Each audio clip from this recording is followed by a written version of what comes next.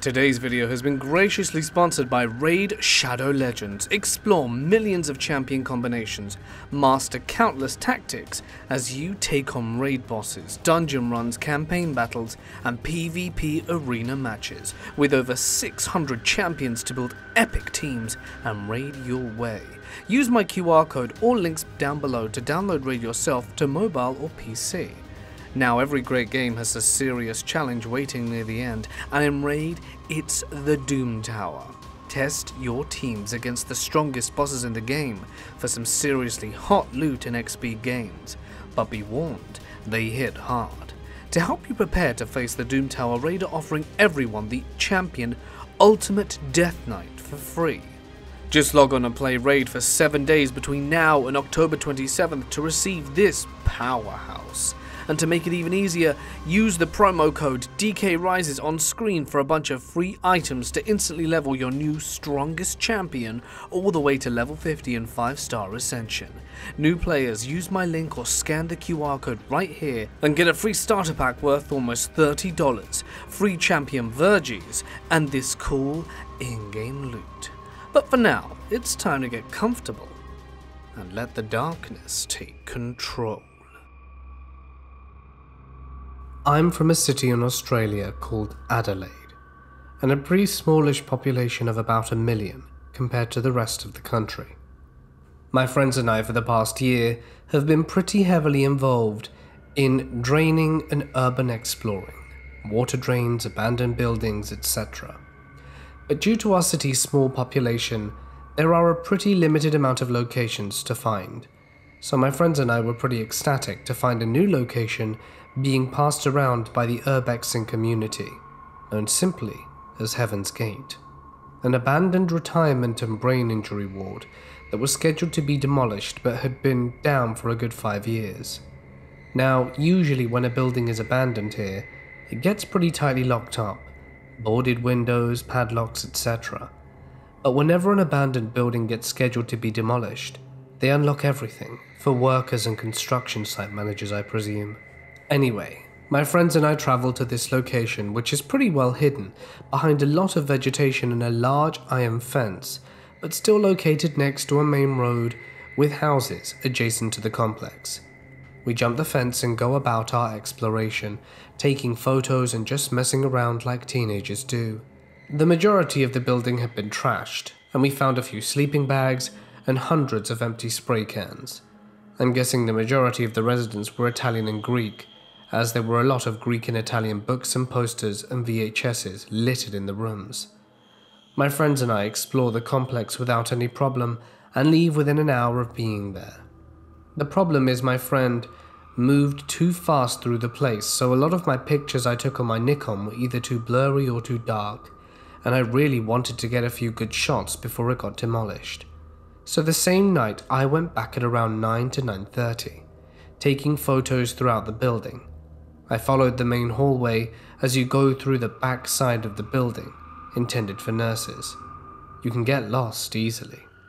So the building is a pretty dark place, but I brought a pretty powerful hand torch, and my Nikon has a flash, so I can see pretty well. I make my way through the hallway and pass through a set of hospital doors. These doors were being held open by chairs that you just had to climb over. Now this section of the ward was the brain injury or mental ward for patients with disabilities.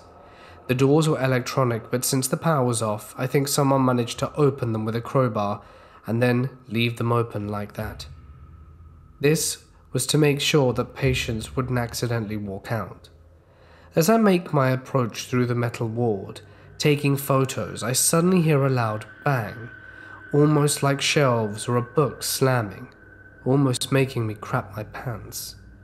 I stick my head out the room, the one I was currently in, I think it was like a TV or recreational area, and look down the hallway to see that one of the chairs had been pushed out the way, and the door closed. To this day I have no clue how or what would have moved the chairs, as it was filled with sand to prevent patients from throwing them or using them as weapons. It takes at least 2 to 3 people to lift them. Anyway, the doors are shut, and I run over to see if I can open them, and I try and push and nothing works. So I start spamming the button like crazy, but obviously the power's off, so that doesn't work either. I'm not sure how the door actually works, but it had a massive black bar across the top, which I assumed was like a powerful magnet or something that can be turned on or off, and the default is just on. Anyway, with my failed attempts in opening the door, I try to press forward to see if I can find another exit. I finally find the second exit, but the double doors are closed as well with the exact same system. At this point I'm kind of freaking out, because I'm not only trapped, my phone was flat, and I swore those doors were open when I came to visit with my friends. It was about 10:30, and my parents go to sleep pretty early because they both have work, and I'm usually always out with friends this late, so me missing wouldn't be out of the ordinary. I was kind of pooing myself at this point because no one knew I was there and I couldn't get out. I tried walking along the walls to see if I could find a window I could smash through, but there was nothing. I started getting really frustrated, so I start throwing these pieces of tiles on the ground at the door harder and harder, not really trying to open it, just dealing with the stress of the situation, I suppose. Then I hear the noise of crunching tiles and I freeze. I hold my breath and just listen. It was definitely footsteps. I convinced myself to call out, so I did. "Yo, help, I'm trapped." As soon as the footsteps stop, I hear the laughter of an old woman, or a heavy smoker, from the other side of the doors.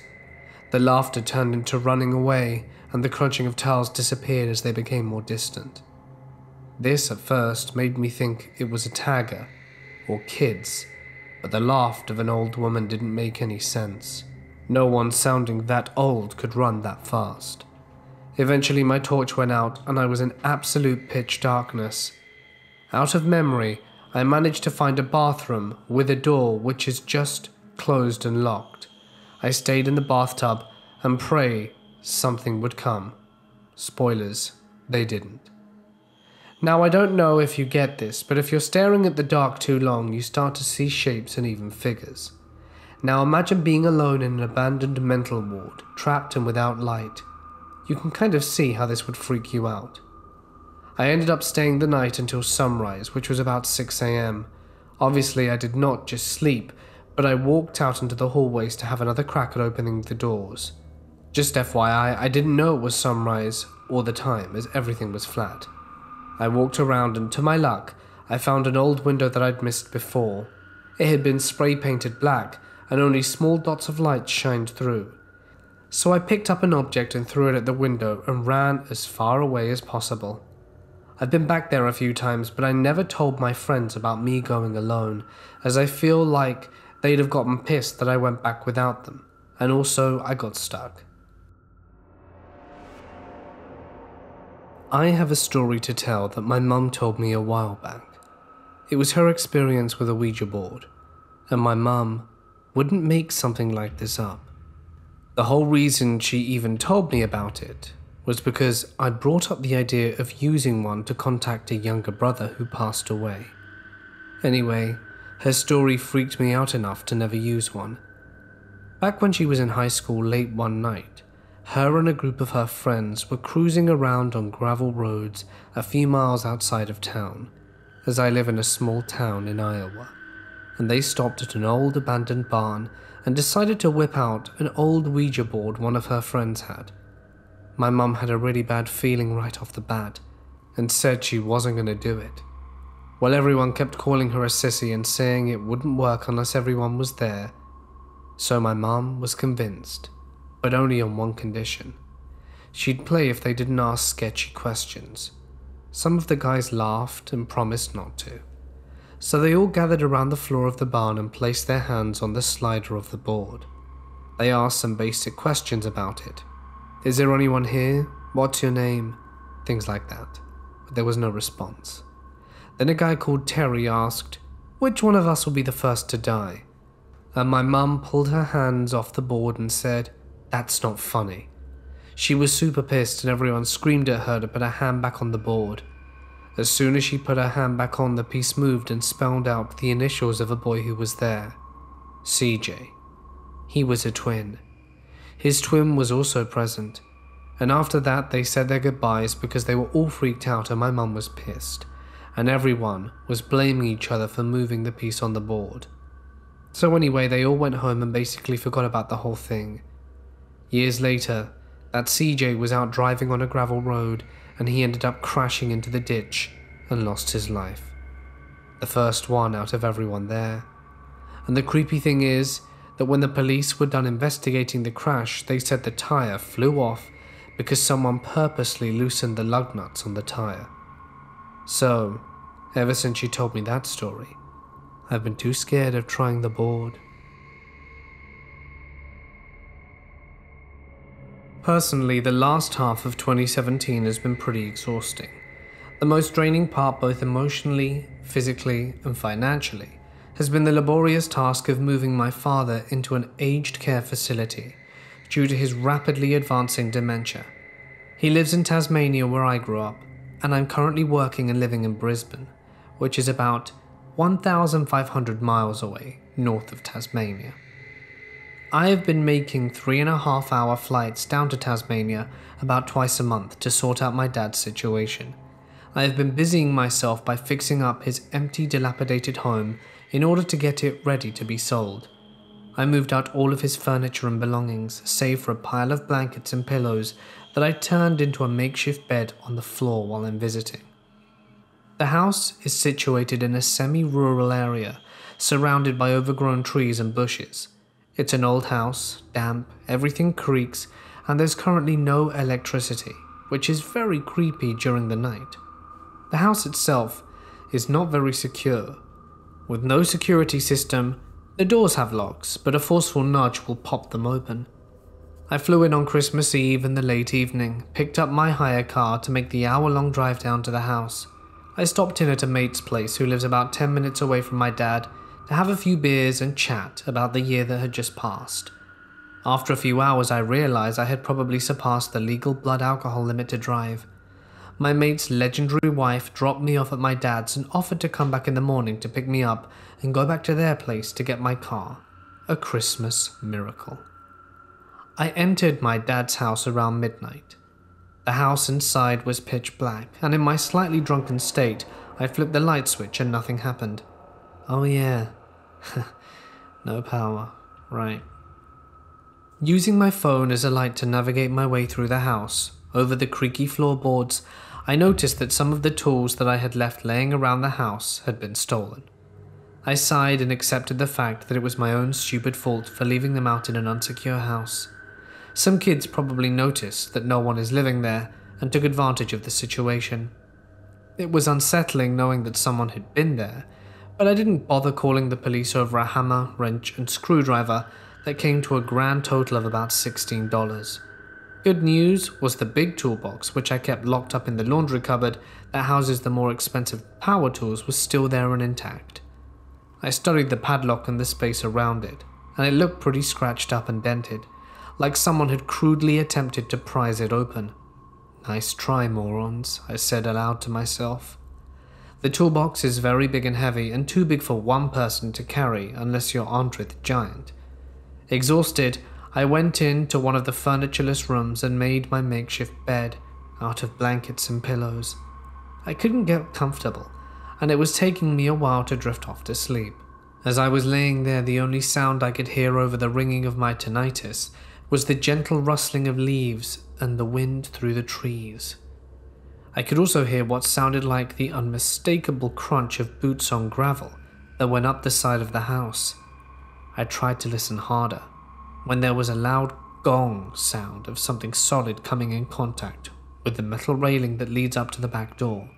This made me sit up wide-eyed while my heart races. Maybe it was a wallaby or possum. I sit there. It's possible. I was just listening. I could hear the sounds of trees in the wind and nothing else for a few moments, and then I start to calm down. This was interrupted by the pop and squeak of the back door being pushed open. Crap. Now I freeze. Not knowing what to do, I could hear footsteps creaking through the back of the house, and I hear the laundry cupboard being opened. I was at the other end of the hallway, but I could hear whispers. The only words that I could make out were, "There, shh, quick." I pull myself together, pull out my phone and call the police. I chat to the dispatcher while burying my head under the pillow and muffling my voice. I explain the situation to the dispatcher and says that the police are on their way. While this is happening, I can hear a chink sound of what I'm assuming was the lock of the toolbox trying to be broken. The dispatcher suggests that I lock the door of the room I'm in. I agree, and I slowly pad over across the room to the door. One of the floorboards creaks so loudly. I freeze and hear dead silence from the laundry room. They must have heard. After about 30 seconds of standing still, I try to take another step and get yet another high-pitched creak. But this seems to work in my favor, because my new house guests scatter away out the back door. I lock the bedroom door, tell the dispatcher that I think they've gone, and she tells me to stay put until the police arrive, and I tell her that I'm more than happy to comply. After about 5 minutes, the cops arrive, and the dispatcher bids me farewell. The police did a search of the area, but as expected, found nothing. They had tried to break open the toolbox. One of the cops says, "Why didn't they just use bolt cutters? Amateurs," and we all have a laugh. I explained to the police about how when I came home, some of the tools that I had left lying around were stolen, and that the toolbox looked like it had already been attempted to be broken into. Upon hearing that, the other cops started his theory of how the events took place. They probably broke in earlier tonight before you got there, grabbed what they could, tried to open the toolbox but couldn't, and then left to go get something else to open it with. While they were gone, you came home, and they arrived back here to open the toolbox. I doubt they were dangerous, probably just kids. Good timing, I think to myself. I made the report and that was that. I stayed up until sunrise, then decided to get a couple of hours sleep until my mate's wife came to pick me up and collect my car. I ask if I can keep my tools at their place for safekeeping, to which they agree. I drove down to my dad's old folks' home and had Christmas lunch with him and his new elderly buddies. The following day, I go to a hardware store and purchase some new, sturdier door locks. My dad called me last week and said something kind of creepy had come up on his security camera at around midnight. Everyone was in bed, asleep at that point, but the next day my dad got his usual notification of random movements of the camera outside the house. They are that type that turn on and it detects movement, so my dad just flipped through them expecting to be a normal mix of dog or wild animals. But this was like nothing he'd ever caught on camera. The figure appears to appear on the left-hand corner of the screen, walking around and turning towards the house before vanishing. My dad's house is off the road with a long driveway. The gate also locks at night, so it's not possible for it to be a person. My dad showed it to his friends, and people had all kinds of theories, from a bug's leg, to a light on the ground, to even a spider's web on the lens. The last kind of creepy thing my dad said was that as they were gardening in the morning and dug up around there, they found some odd-looking rocks. Dad even made a joke it resembled a tombstone. Now, I'd appreciate help. If this is like anything you've ever seen before regarding paranormal footage, should I be worried about future hauntings? My dad's worried about my little sisters, as they are kids, and doesn't want to tell them that there could be ghosts around the house.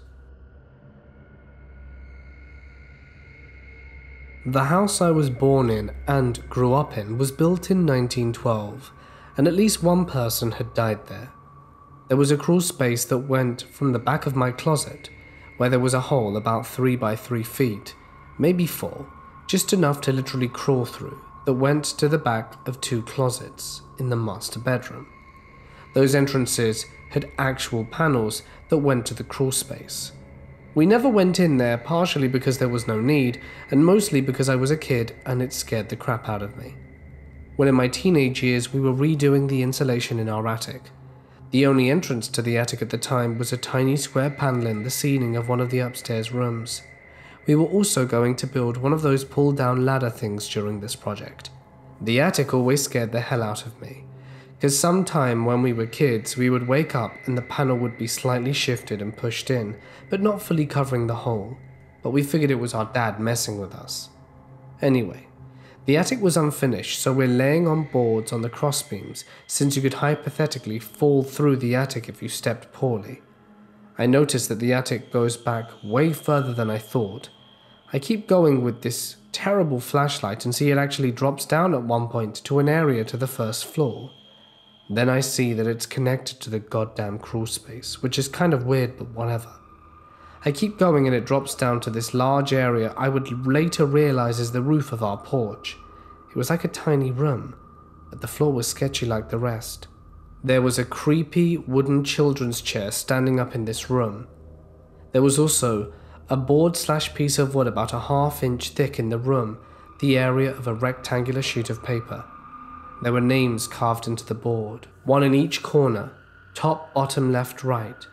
The one in the middle and two randomly in between.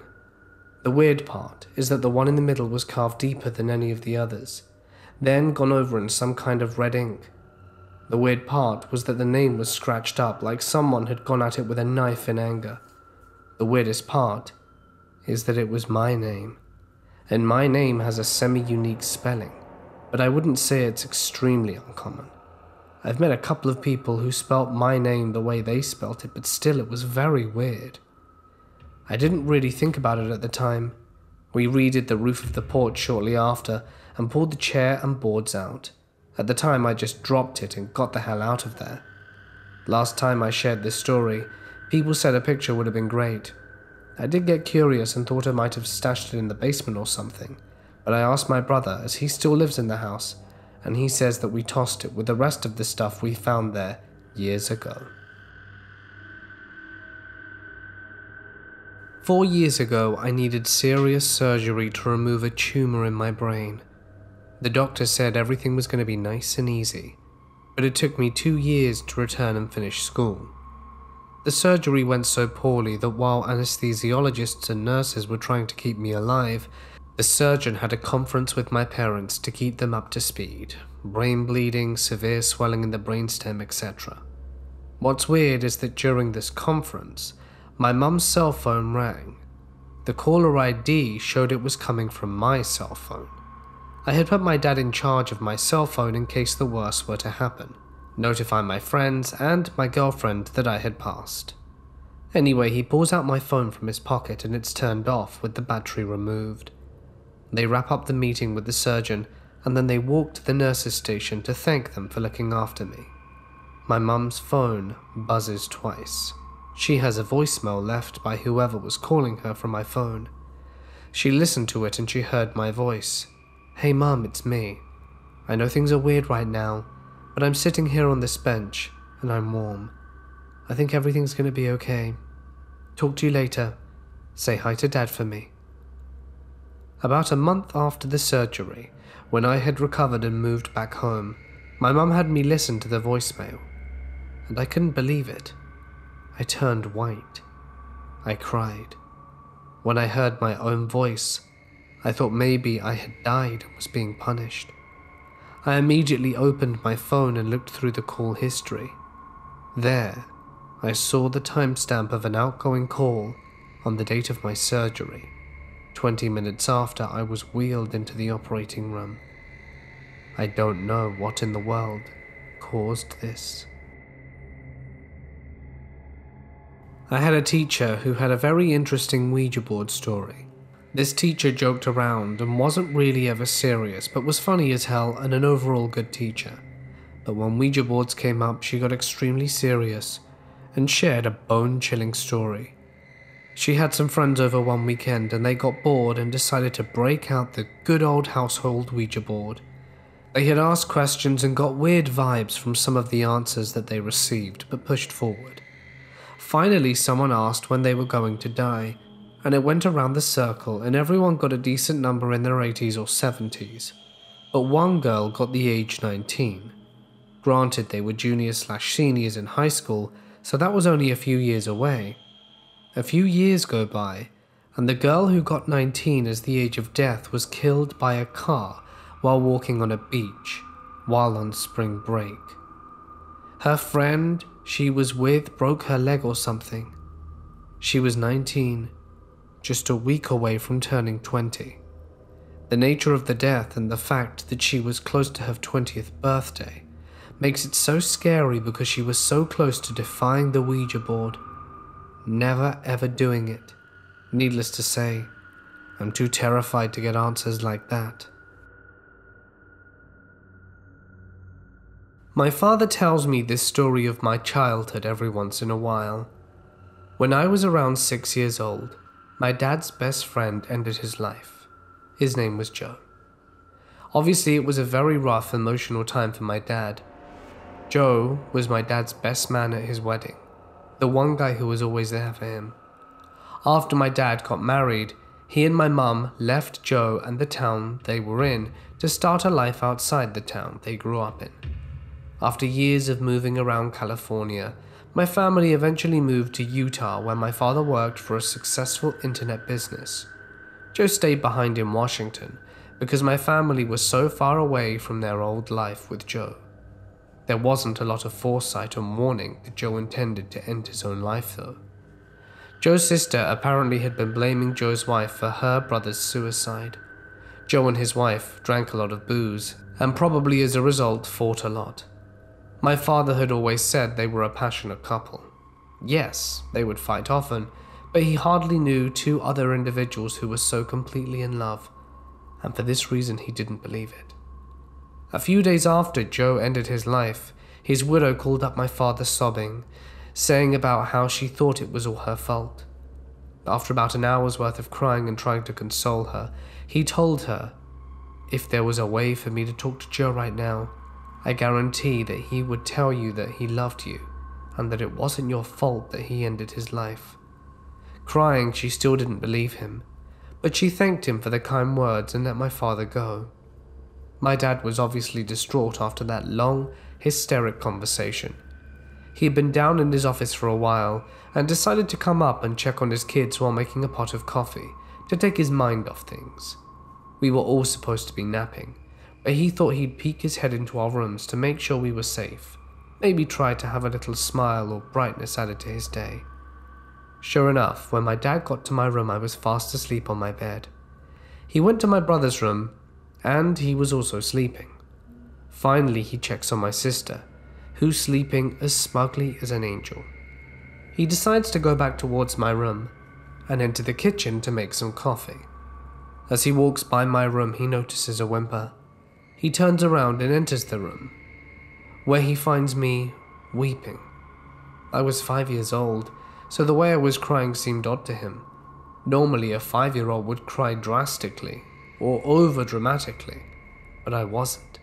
I was just sitting on the side of the bed weeping. My dad enters the room and says, "Matty, what's up? Why are you crying?" It's then that I stop crying for a moment, look at him with teary eyes and say, "Rick, it's not her fault. I love her. It's not her fault." With that, I stopped crying, rolled over back into bed, and fell swiftly back to sleep. Needless to say, my dad crapped his pants. I was tucking my 3-year-old son into bed the other day. We say the typical slews of I love yous, and then he stops talking, which is extremely atypical. He has maybe shut up once his entire life, so he puts his head down on the pillow, kind of pointing his face down, and rolls up to look at me. His arms were down by his side, and he just points one little finger towards the rocking chair in the room. Without moving, he says, "Mummy, before you leave, can you take the rocking chair out of the room, so the man will leave me alone?" I'm pretty sure all the color drained from my face. He then proceeds to tell me that the man's name is Johnny, and he's a bad man and very mean. Johnny doesn't say anything though, because he doesn't have a mouth, and just sits there and stares at my son. In 2001, my grandpa, who I always referred to as Pop-Up, was diagnosed with prostate cancer. I don't know the details, but I remember thinking it wasn't too bad, because my whole family played the whole thing down constantly. I had never suffered a death in the family. I'd never even seen a dying person before. so I had no way to judge how Pop-Up was actually doing. So I accepted my dad's insistence that his father was doing just fine. Eventually the doctors told my family to take Pop-Up home. My parents assured me it was because he was getting better.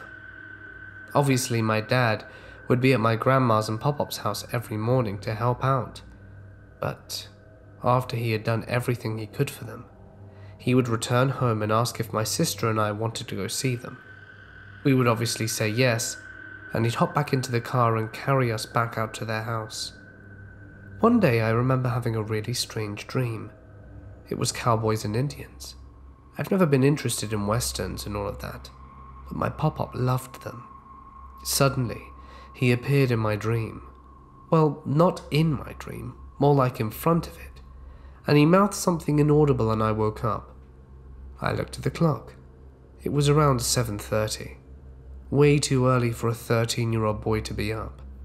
But the dream had shaken me, so I had crawled out of bed. My sister was already up, which was equally strange. I said good morning and grabbed some cereal, and around noon my dad came home as usual and asked us if we wanted to see Grandma and Pop-Up. By this point he knows he doesn't need to ask, but habits are hard to break. We load up the car and head on over. Here's where everyone feigns surprise out of politeness. Before my dad turns the car off, he says, "Guys, I have some news for you. Pop-Up died this morning." I was stunned, for many reasons. Obviously, first, I thought he was getting better, and two was because I recalled the dream and realized that it was my Pop-Up. He was mouthing goodbye. I later realized he had died at 7:30 that morning, the same time he appeared in my dream. Furthermore, my dad would always bring our dog with him to my grandparents' house, a little Jack Russell named Lucky. Lucky would always hide under the hospital bed my Pop-Up was in. The day Pop-Up died, Lucky skulked out from under the bed, and as he took his last breath, Lucky took off on the far side of the room and let out a chilling howl. This happened back on Christmas Eve in 1999, when I was 12 years old. My parents were away at a Christmas party and planned not to return till late, probably after midnight. So it was just me and my brother John, who was 16 at the time. I was a dumb kid who still believed that Santa was real. Approaching midnight, I decided to go to bed. Just about 3 hours after, I hear a knock at the front door. I thought it was my parents coming back from the party, or perhaps Santa, but then I thought and realized something. I was like, Santa comes through the chimney, not the front door. And couldn't my parents just open the garage and come in? My parents never ever tell anyone who is outside our family what the garage code is, plus nobody else but them were expected to come to the house for the night. I decided to just ignore it. At least 5 minutes later, I hear a knocking noise again. This time I decide to check who the hell is knocking at 3 a.m. I made sure to check the front door from the window to the kitchen, so that whoever was knocking on the door could see me. The kitchen window that I was viewing from was across left of where the door was, so you could only see the person's right side if they were facing the door. From what I could see, there was a man dressed up as Santa Claus, but I was not able to see his face due to the fact that he was facing the front of the door. He then suddenly turned around to face me. He seemed to be somewhere between his early 50s to late 40s. He was grinning a massive, creepy grin, and then said, "Merry Christmas, Joseph. I have some presents down here for you. Why don't you come and open the door and let good old Saint Nick give them to you?" I was scared and said nothing. Then he started to jiggle the doorknob to get in. I quickly walked to my brother's bedroom to alert him about the fake Santa Claus. He was grumpy that I had woken him up, and when we went to check, there was no one there. He accused me of dreaming. "Go back to bed, Joe." He is." "No buts." He was annoyed. I went back to bed but couldn't go back to sleep. Then I heard it again. This time I ran down the stairs, busted into my brother's room and screamed that he was still there. Angry now that I could not go back to sleep, me and him walked up the stairs and looked at the kitchen window. But this time we both saw him and he was like, "Oh my, you're right, Joe.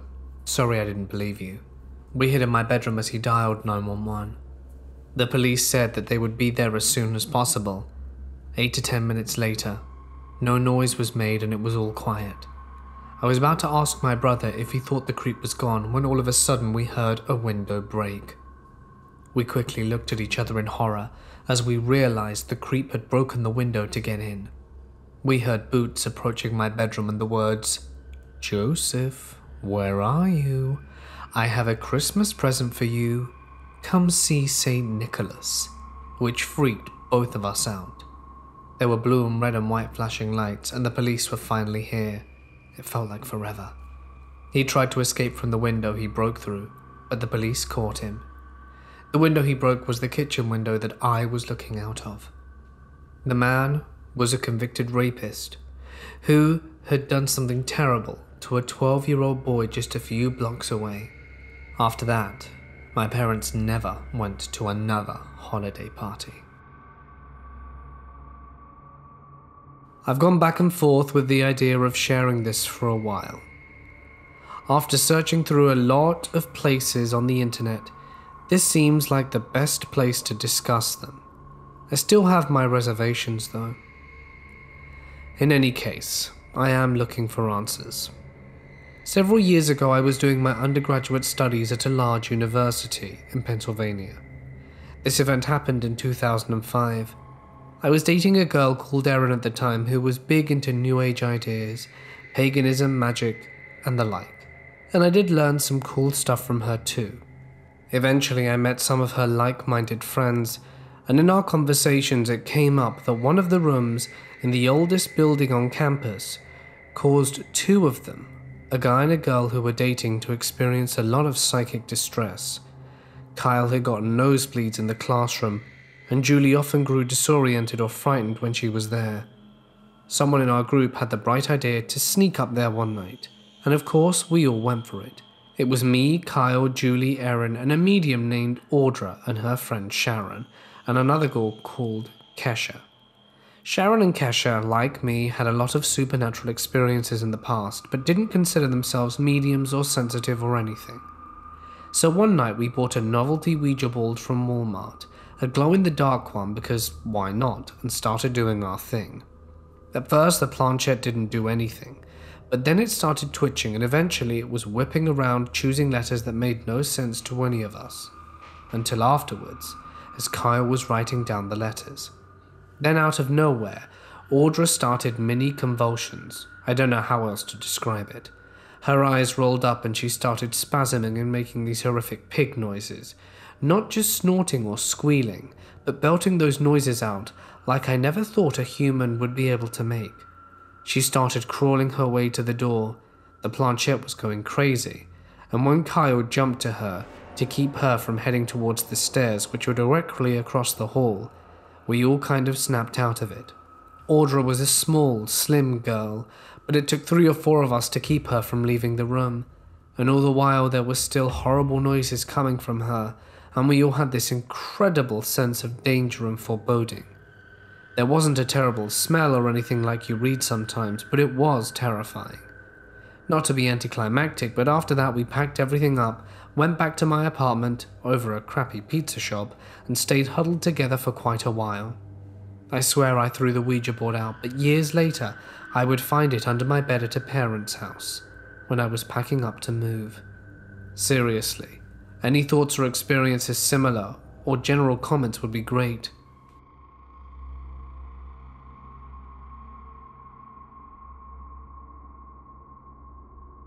It just started out like all our other urban exploration trips did. My reckless self and equally reckless friend had to make the long 40-plus minute drive, reaching our destination a little past 2. Fort Worth, Texas, home to the Main Street Silos. After sizing up the impressive dilapidated structures that we sought to explore, we exited the car and set out on the short walk to the silos. The path required us to cross 3 sets of railroad tracks, surrounded by an overgrowth of wild grass and plants. It didn't look difficult, but the most treacherous obstacles were the small ditches between every track, filled with water, along with scattered debris and rocks. As we got closer, eyeing the easiest route through the tracks, a voice called out to us from below an overpass. "Hey." Instantly, we both recoiled back, as this had been our first encounter with another person on one of our trips. We both looked at each other in disbelief until the voice called out again. "Oh, I'm sorry, didn't mean to scare you." Relieved, we realized the voice belonged to a homeless lady, taking refuge on a mattress nearby. My buddy casually called out and explained that we were just exploring, and that was it. We continued. Crossing the tracks slowly and carefully, we came to the site that we had long awaited. As per usual, the 2 of us began to investigate our surroundings, looking for any entrance or points of interest. This went on for some time until we found an open window in Silo 1 that led to a room within. In that room, there wasn't much to see except for a rusty ladder attached to the wall. The only way was to go up, however reckless we might be. We decided it wasn't worth the risk without investigating the rest of the site. Exiting the same way we came in, we resumed our path and decided to explore Silos 2 and 3. We didn't find anything of interest or any way in, so we figured the ladder might be our best bet. As we were looping back around towards Silo 1, my heart dropped. I grabbed the arm of my friend and pointed him towards the way we had just came from. 2 flashlights were bobbing up and down at the other end of the silos. "Lights out," my friend whispered to me. Neither of us wanted to risk being seen by these individuals. We looked at each other, frantically exchanging guesses as to who these people might be. Cops? Homeless? Other explorers? Our eyes glued to the unexpected visitors, and it quickly became clear that they were making their way over to us in a rather swift manner. We continued to creep back, but the lights kept advancing. Only they were gaining pace, so my partner looked at me, somehow shouting and whispering at the same time, "Run!" We sprinted for the railroads, practically hurtling over the ditches that we had so carefully crossed beforehand. Looking back, the lights had made their way to where we were when we initially spotted them. We lowered ourselves between the ditches to hide from the unknown, and after what seemed like hours, we peeked our heads to see if they were still there. But there was nothing. Whatever. They had gone, and weren't there anymore, and their lights were out. It was as if they disappeared into thin air. Collecting ourselves, we made the joint decision to try to flank them. The 2 of us made our way to the far side of Silo 3. It was here that we noted the overpass had a sidewalk that started there and could be used as a safe route back to the car. Next to the sidewalk, we stumbled upon what could have been the old office building the silo used. It was abandoned and no longer in use, but that didn't interest us. We silently examined a chain-link fence connecting to the building in Silo 3. There was an open gate in the fence that would lead us behind where the lights had been. Taking a deep breath, we passed through the gate and completed our flank of the individual. There was still nothing to be found. It was just us and dead silence hanging in the air. Despite our nerves, we resumed our mission and continued to explore as normal. We cleared the whole area and looped back to the left side of Silo 2. Moments later, my partner noted a cryptic 3-foot opening in Silo 2. We took the liberty to turn our flashlights back on and investigate the strange opening. It was then that my partner had alerted me of a door ajar within the opening. With our backs against the wall, we made the most nerve-wracking and off-putting entry in our history of urban exploration. The door only led to a claustrophobic room that someone had once called home, and we noted blankets and water bottles scattered around. There wasn't much else to see, so my partner and I turned back around to leave the room. When both of us looked at each other, there was a crunch. "Did you hear that?" I asked my friend. My ears weren't deceiving me. We both heard the same thing, and it was very close. It was a footstep. Whoever the hell that was still nearby, and they knew we were here. Immediately we killed our lights and listened, but there was nothing. An eternity had passed, with nothing but dead silence filling our ears. Finally, we decided to exit the room and see if anyone was outside. I peeked my head out from the door and looked both left and right. I saw nothing. It was then that I began to slowly exit the room and head back in between Silo 1 and 2. I motioned for my friend that it was safe, and we began making our way out to the end of the silos to continue exploring, trying to get away from that area.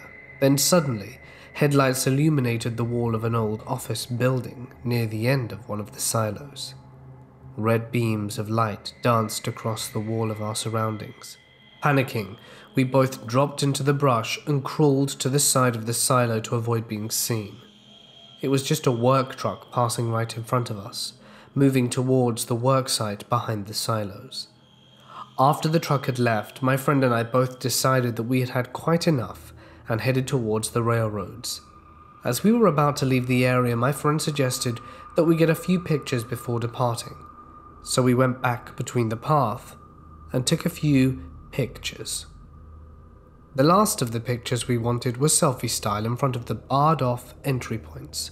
While trying to get the right angles, we heard a strange noise that almost seemed to come from inside the room behind us. Having had our fair share of terrifying experiences that night, we decided it was time to pack up and head out, making our way back to the railroads. That's when we heard a roar in the distance. It couldn't be. It was chugging along the tracks closest to the car. An actual train. The train passing by meant that our safest path back to the car would be blocked off by thousands of tons of steel speeding by it.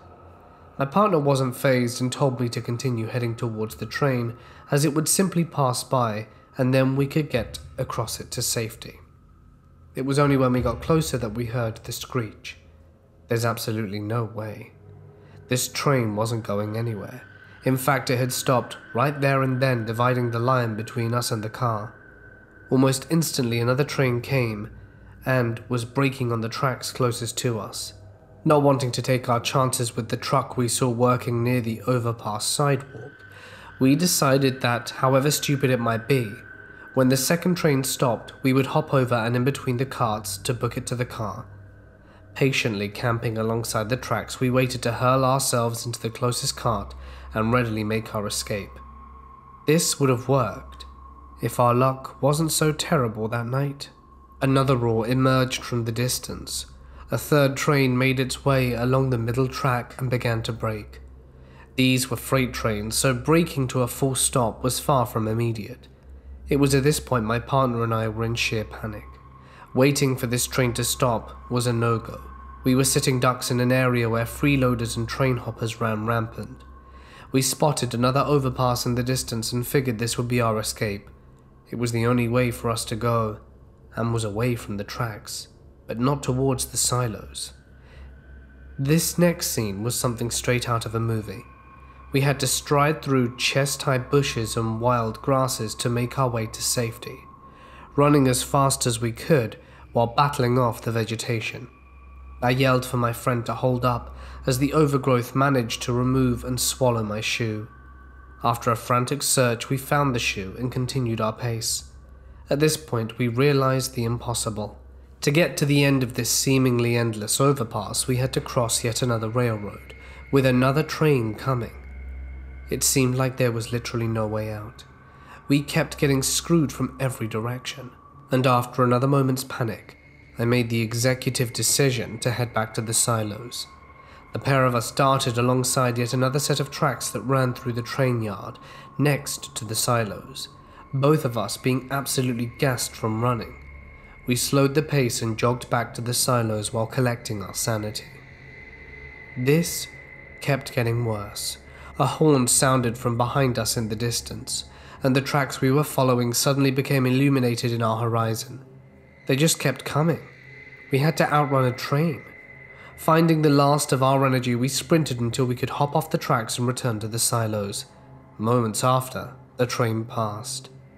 The sinister place that was home to the dangerous and unknown had now become our safe haven. We had literally nowhere else to go other than back to the chain link fence and to the sidewalk of the overpass leading back down to the car. We had no choice but to risk running into someone. The two of us ventured over the fence. At this point, we were both satisfied with being alive and threw caution to the wind and made it to the overpass sidewalk safely, did a victory dance, and finally made our trek back to the car. The sound echoed across the wall of the silos. We had walked halfway across the overpass, admiring our surroundings and coming back to reality. We stopped in front of our tracks when we heard an ominous screech. It sounded like it was coming from inside a silo, a child screaming in agony. An identical screech resonated once again, but this time coming from the houses on the other side of the overpass. It was someone's rooster, cawing in the early morning. It was 4 a.m. Time to go home. I work on an adult oncology unit, where unfortunately we have a lot of comfort care patients. The majority of them transition to hospice, where they live out their final days. Sometimes they don't quite make it and pass away while they're still in the hospital.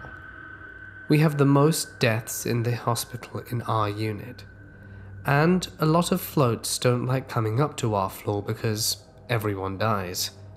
We all love it though, and wouldn't have it any other way. There's so much love between the nurses and our patients. We get to know them really well. When people pass away, we have noticed that, unsurprisingly, it comes in threes. We will go a few weeks with no one passing away. Everyone successfully makes it out of there and goes home or to a hospice or a TCU or wherever they go to pass on, only to have a week or two where we will have 3 to 6 deaths a week. One week we had 2 patients pass away in one night. One of the patients was Imra Mate. She was really near and dear to our hearts, and it was a rough time for everyone involved. She had been on the floor for a prolonged period of time, and we all watched her go from a spry old lady to basically wasting away in all aspects. She passed on nights, and by the next day there was a new patient in her room. It's hard on all of us, but as we all know, patients come and go, and we have to move on. I was doing the admission with the new patient and going over room orientation stuff. I explained that she had a one-stop shop remote which controlled the lights, TV, radio, and had the cool light. Right as I finished explaining to her that the TV buttons are right here, I set the remote down on her bed and instantly the TV turned on by itself. It began flipping through each channel at an alarming rate, faster than if you were to hold down the channel up button. She was a little older and thankfully not too observant, and I thought I was doing it, but no one was touching the remote. She says, "No thank you, I don't want to watch TV right now." So I reached down and tried to turn it off. It didn't switch off. I ended up panicking a bit inside and yanking the remote out the wall and telling her that it seemed not to be working properly and that I would get her a new one. The TV still wouldn't turn off after I unplugged the remote from the wall, and normally it would be all connected and not work if it wasn't plugged in properly. I ended up having to walk and manually shut the TV off. I headed out of there, telling her I'd be right back, and as I went to the nurse's desk to grab another one, I ran into another nurse. She was grabbing another remote, which was odd. We just got a new shipment in, and they were all normally working properly. We rarely had to replace them anymore, and I asked her if her remote was broken too, and she said that hers was acting up. I asked her which room she was in, and it was another room that a patient had passed in the night before also.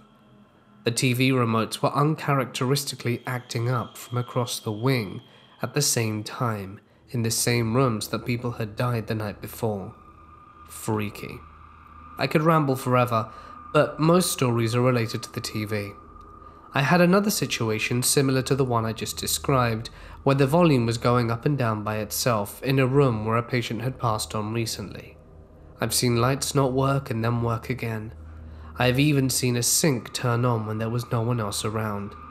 We have several designated rooms that are reserved for our comfort patients, and even when they are unoccupied, we will walk by them and it feels like someone is there. But when we look, it's clearly empty.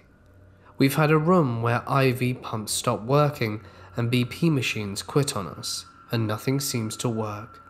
But that room got cleansed by a healing touch volunteer, which I know sounds crazy, but now everything in the room works just fine. But that's a story for another day. I've never been a huge believer in the supernatural, but after working in this unit for the past year, it's not hard to believe in the paranormal. We all just embrace it because what can you do, really? When I was around 17, I was at my friend's apartment building, which his parents owned. We had an apartment to hang out in on the top floor, and used to go to the roof to smoke. That night, we were about to go up, but I had to pee, so I told him I'll meet you up there. After I was done, I went to the stairs to the attic portion that was connected to the roof. There were no lights up there. So we used our phones to guide us. It was an old building, and the attic was creepy and cluttered all the time. As I made my way to the roof door, I saw a shadow pass by me. I followed the direction it went, thinking it was my friend. I kept saying that I knew it was him and to stop playing around. It passed me a few more times when I heard my friend's voice from downstairs. He got a call from his girlfriend and was in another room talking to her the whole time. I have no idea what that shadow figure was, and I still refused to go back up to that roof at night after that.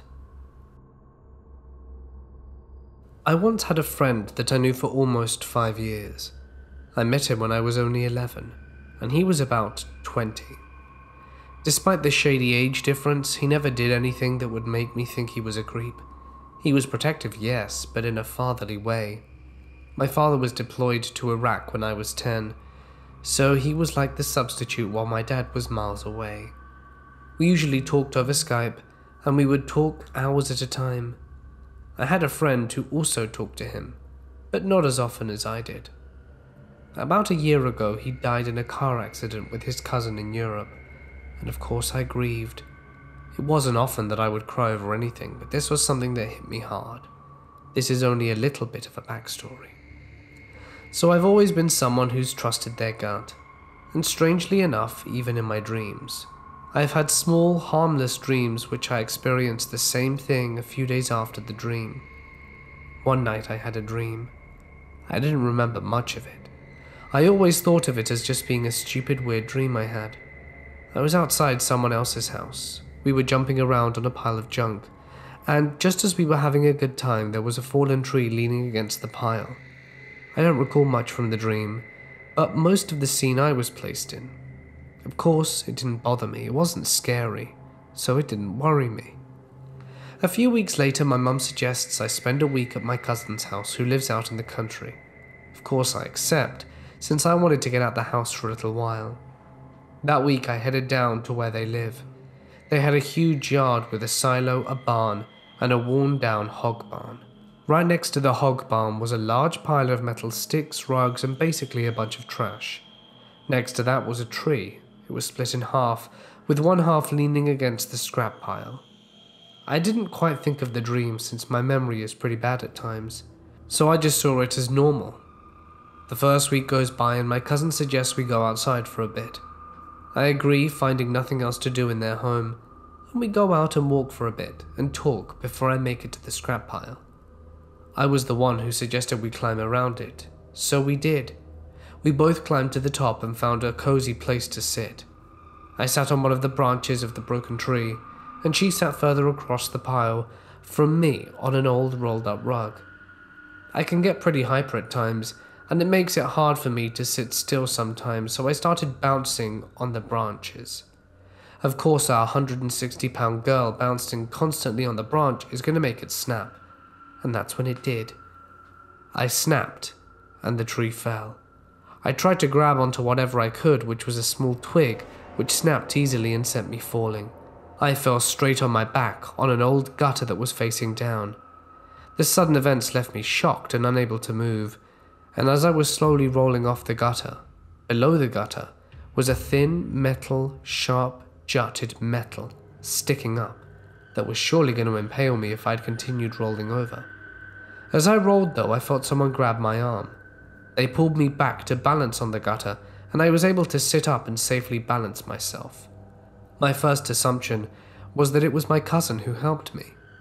But the creepy part, I was about to thank them for practically saving my life, but then I realized she was halfway across the pile. Her foot fell through a screen and she couldn't get to me in time. Apparently I had rolled myself back before I rolled off, but I swore I felt someone pull me back.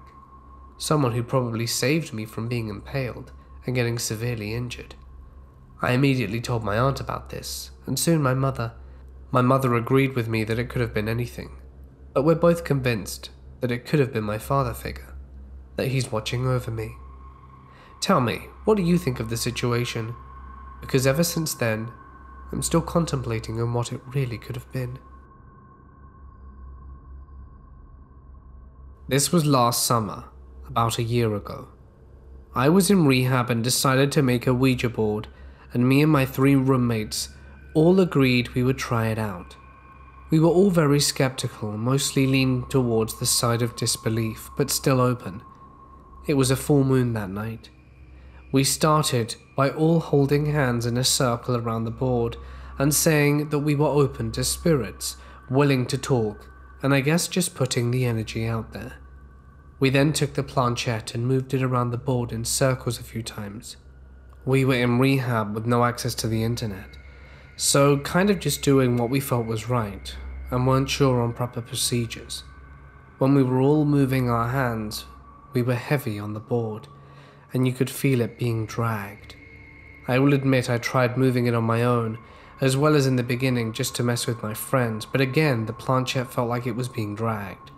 But then I stopped and began to take it seriously, and when it was actually moving, it's hard to explain, but there was an entirely different energy to it. It glides across the board like butter. The board and planchette, of course, were made of cardboard, so it freaked us all out. Sometimes a couple of us would take our hands off, or we'd tell another girl to move her hand and it would keep going. It spells one of the girls' names, Sally. We asked who's contacting her, and it said, sister. Sally had a little sister that died under her care when they were small. Sally was scared. She asked for its name and it spelled F-L-O-R.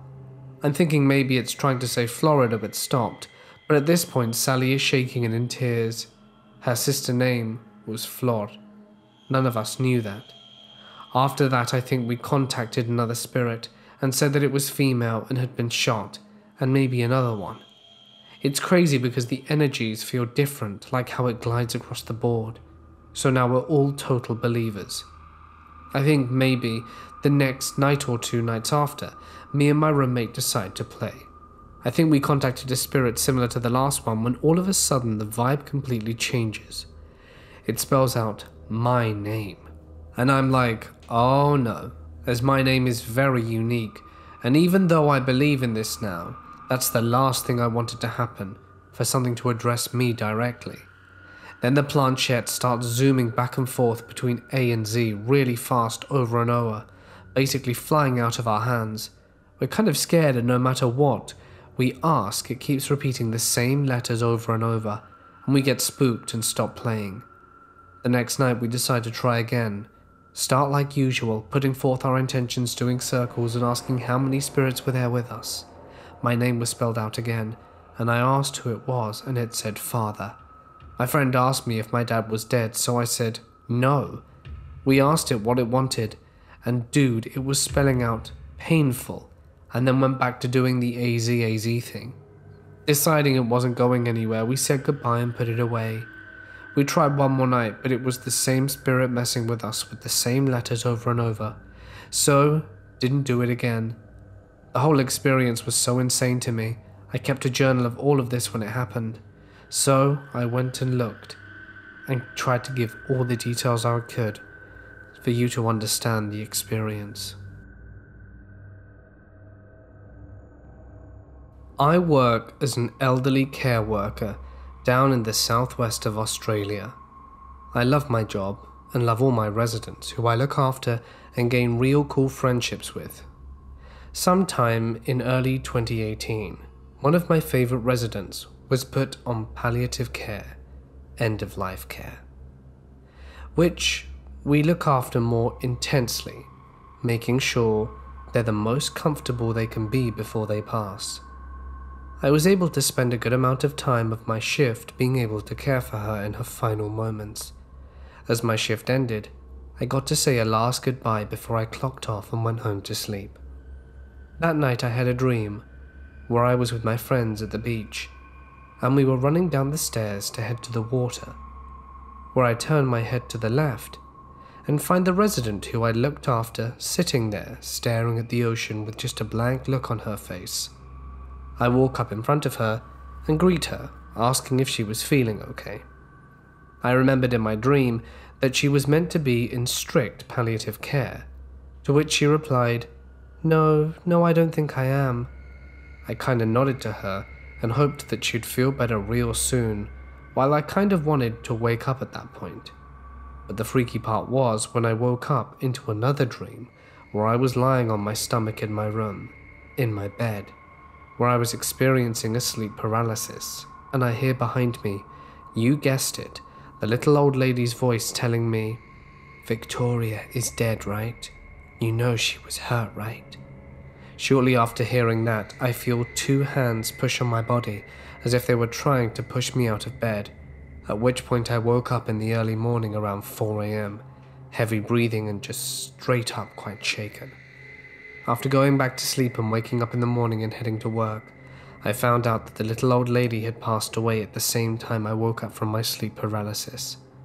I've told this story to a few friends to freak them out, but I've never actually looked up details on this sort of thing happening. Call it paranormal or coincidence. I'm still not quite sure. I used to work for a company that specialized in hazmat, restoration, and working in confined spaces. We traveled around the country depending on the type of contracts we had. We dealt with some pretty cool and sometimes creepy stuff. One that comes to mind was a haunted Indian school. The story goes that it was run by Christians, and they had a tendency to lose Native American children. My boss had called me and a few others in so we could pick our crews and go over the plans.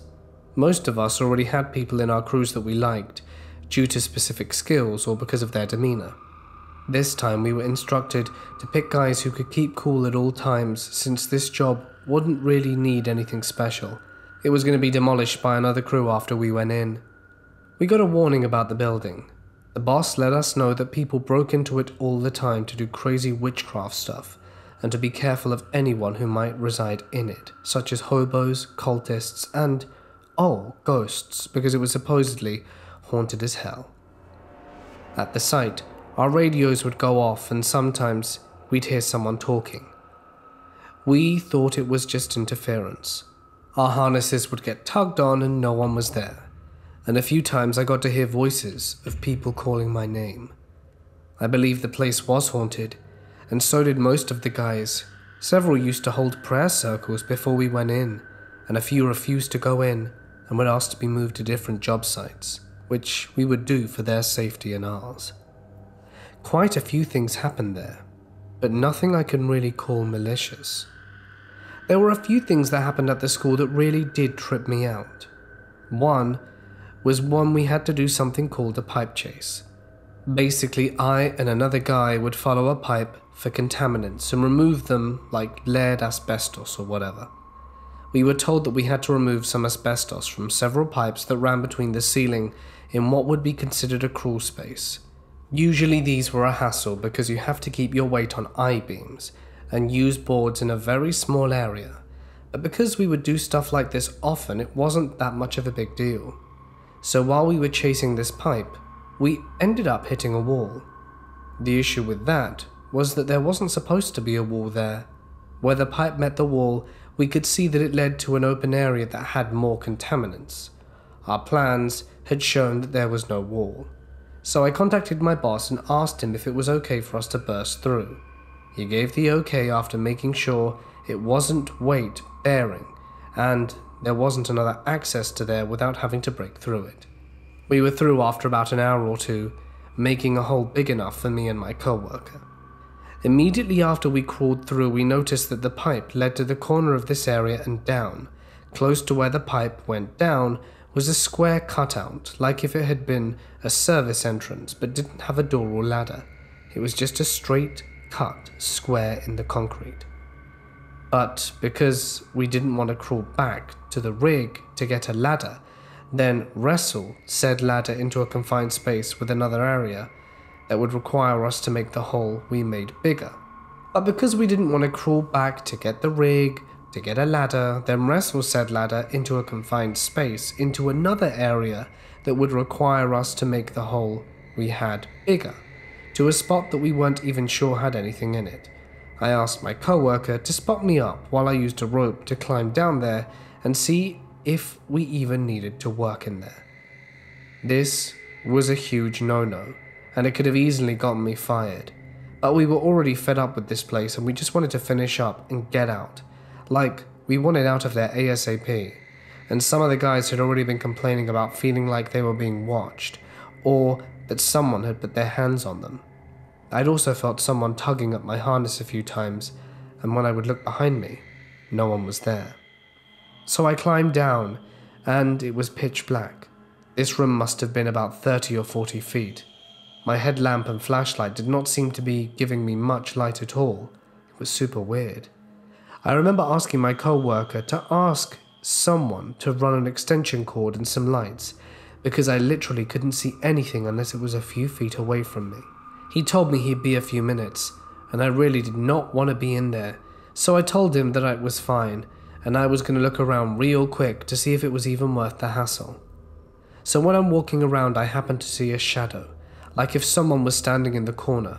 So I started asking this person who he was and what he was doing there, but there was no response. I thought it was a hobo who had found his way in somehow and didn't get a response, so I walked closer, and it turned out to be a mannequin that someone had somehow put there. I remember that I had put it on the ground and continued to look around and found a spot that had some contaminants, and I let my co-worker know. I made the mistake of looking back where I had laid the mannequin down, and it had been moved from where it had been somehow. It was now several feet away from where I had originally laid it.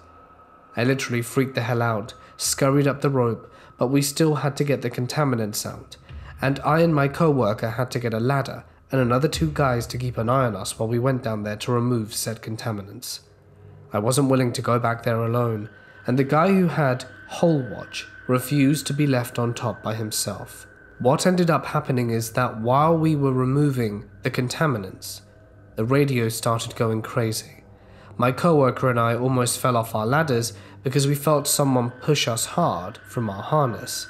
And also these guys on top kept asking us what the hell we wanted over radio and to stop messing around, because they claimed they kept hearing us call them from the hole. The mannequin also moved again. So we were already pretty sketched out and wanted to get out.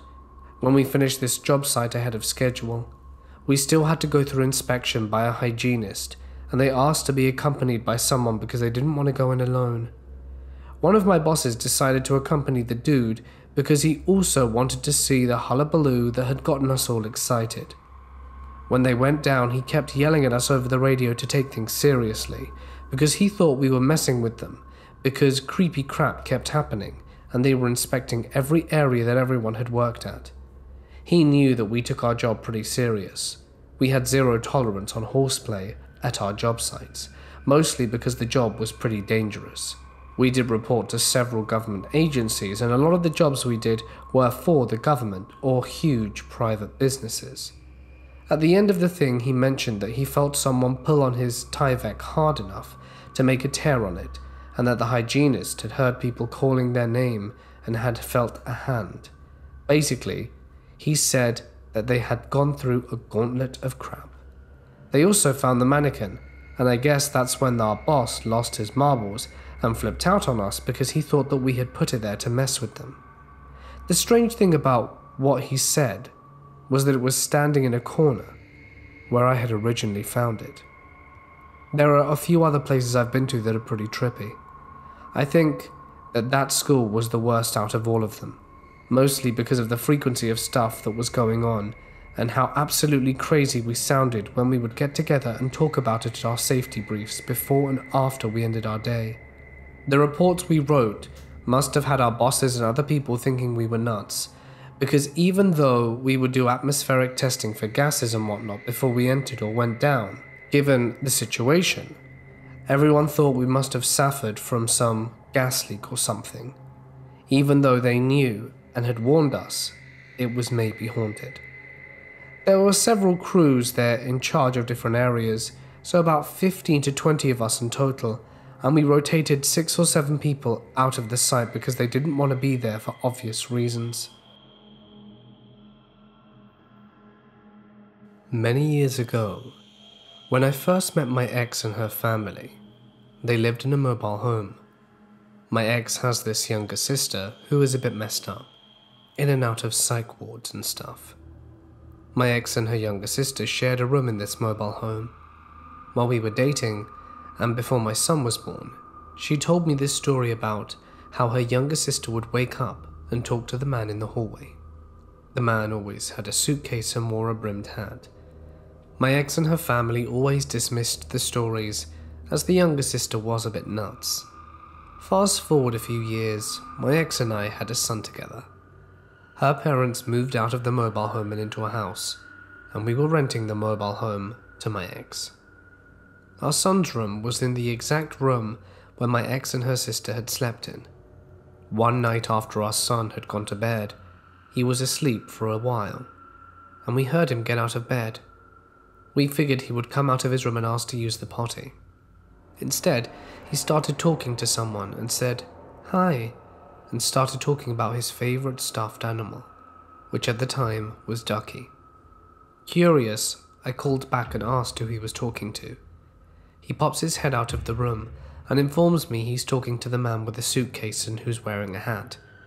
At the time, he was about 2.5, and had never heard about his aunt seeing the exact same guy. I have a younger brother who had an imaginary friend in his youth. He was also an avid sleepwalker. When he was around 3 or 4, he started talking to someone he called Friar. He described Friar as a dark-skinned man with little clothes who loved to hunt in the wilderness. Then one day, he told me that Friar used to live nearby in a house a long time ago, and then some white people came and burnt him alive and killed his village. Not exactly something you expect to hear from a 4-year-old. I remember I would be in my room and hear him talking like he was having a conversation, and when I would try and check on him, he would immediately become silent and turn his head, as soon as I peeked around the corner. Very unsettling. Well, my older brother, the middle child, was visiting his dad for the summer, but the day before he got back, my youngest brother told my mother and I that Friar does not like it when brother is mean to me. He's gonna scare him. The night he got home, my mum and I were downstairs and heard a scream that I can still remember to this day. We ran upstairs and found the middle brother swearing that something was shaking the bed violently. It was a bunk bed. My youngest brother was sound asleep. A month later, my youngest brother took a bad fall and cracked his skull. He was fine but never spoke to Friar again after that. He would also sleepwalk constantly, and show up right next to me in bed and stare at me until I woke up and promptly crouched myself. One night I heard the front door open and close, and since it was 4 a.m. I went to check it out. I opened the door and found my brother at the far end of the yard, in the snow, only in his underwear, staring right at me. Then he slowly waved. Those shivers weren't from the cold though. A few years ago, my brother would get a call on his cell phone at around 2 to 3 a.m. every night. He would answer it, and it would be this hellish sounding noise, like static mixed with screams. He changed his cell number after about a month of it and it stopped. Then after a week or so it began again. The exact same noise, the exact same time. Finally one day he decided to backdial the number. It was an old man that had no clue what he was talking about, and still the calls persisted. If he didn't answer, it would call a few more times. No messages were ever left. He decided to say screw it, end his contract with the phone company, switch to a new one, and then got an entirely new number. You guessed it. The screaming, static calls continued after a short delay. By this time he was terrified every night, unsure why this was happening. He backdialed the number again and got a different person. Around this time he lost his job and his phone. The calls stopped, of course. His phone was disconnected now. So one day my mum asked me to listen to this weird message she got on our home phone. It was the static screaming. We showed my brother and he was freaking out. He backdialed the number again and it said the number was disconnected this time. Never heard from it again after that. I have been working at a restaurant for about 8 months now. My first job there was as a busser. I worked very hard and made a lot of friends, because I did favors for everyone. I would help other people do their job. I would come in early and stay late, and almost every day that I worked there I would throw out all the garbage. Needless to say, it didn't take long for my managers to notice and they started to promote me. After 3 months of working there I became a coach for the new bussers that they would hire. This is when we met John.